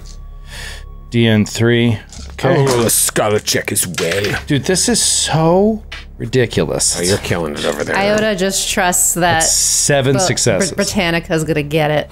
Yeah. I got 3 successes. I'll throw it out there. I love There you go, Britannicus dude. too. That's the name of the English wrestler on Glow. She becomes like a nerdy wrestler and she names herself Britannica. Dude, it's so funny you say that because I thought of it, I mean, just before we started playing, and I was like, why is it so familiar? And I Googled it, and like I didn't see anything, and I was you like, use the masculine us as the end instead of the feminine a in Latin, Right. and you got Britannicus and not Britannica. You probably would have gotten Britannica from the other search, but oh wait, was her name Britannica? yeah, a with Oh, okay, that's why. Okay, yeah. But I know exactly who you're talking about. I know that character and everything. She's wonderful in that series. Yeah, she's great. Okay, so you know from that the surface of Daedalon, the Gilead system's cemetery, is almost entirely covered in graves, tombs, and skyscraper-tall mausoleums. The revered bones of the system's most celebrated heroes and saints are interred on Holy Enoch, another planet, the Ecclesiarchy's headquarters, while the remaining trillions of dead are sent to Daedalon to be processed. Oh, and it's interesting you say process. You have nailed all your roles, Joe, so you know that you are in the Priory of the Sacred Form, a facility that processes cadavers to make edible corpse starch. Oh. This is to supplement the Gilead system's dwindling food supplies. Wow. Wow. Soylent Green is made from people. Right. You now... What did they do with the blood? Well, maybe there's some left over for you. You now know your mission. You are equipped with your gear and have a knowledge of a couple of leads. To your north stands the towering Gothic architecture of Barristier Cathedral, which incorporates the bones of thousands of ecclesiarchy into its masonry. To your south is a huge manufactorum. If you decide to leave, I assume you don't want to hang out on this pile of corpses for very long, and you were Got 10 warned minutes. of corpse tenders. You hear the sounds of chanting in High Gothic, which is basically Latin. Irie Domine Domine Sanctus, coming from the Priory of the Sacred Form. 4 robed figures shuffle in procession towards the landing pad, directly towards you. And we'll see you next week. Oh, nicely done, Grant. Oh, my God. Oh, now I'm stressed. How are we going to play dead again? Expert tier. Cliffy, man. Nice job. Yes. Wow. Yes. Wow. Well done, Grant. Well done. Thank you, everyone. Thanks, Seven. Cannot wait. I can't wait. This is awesome.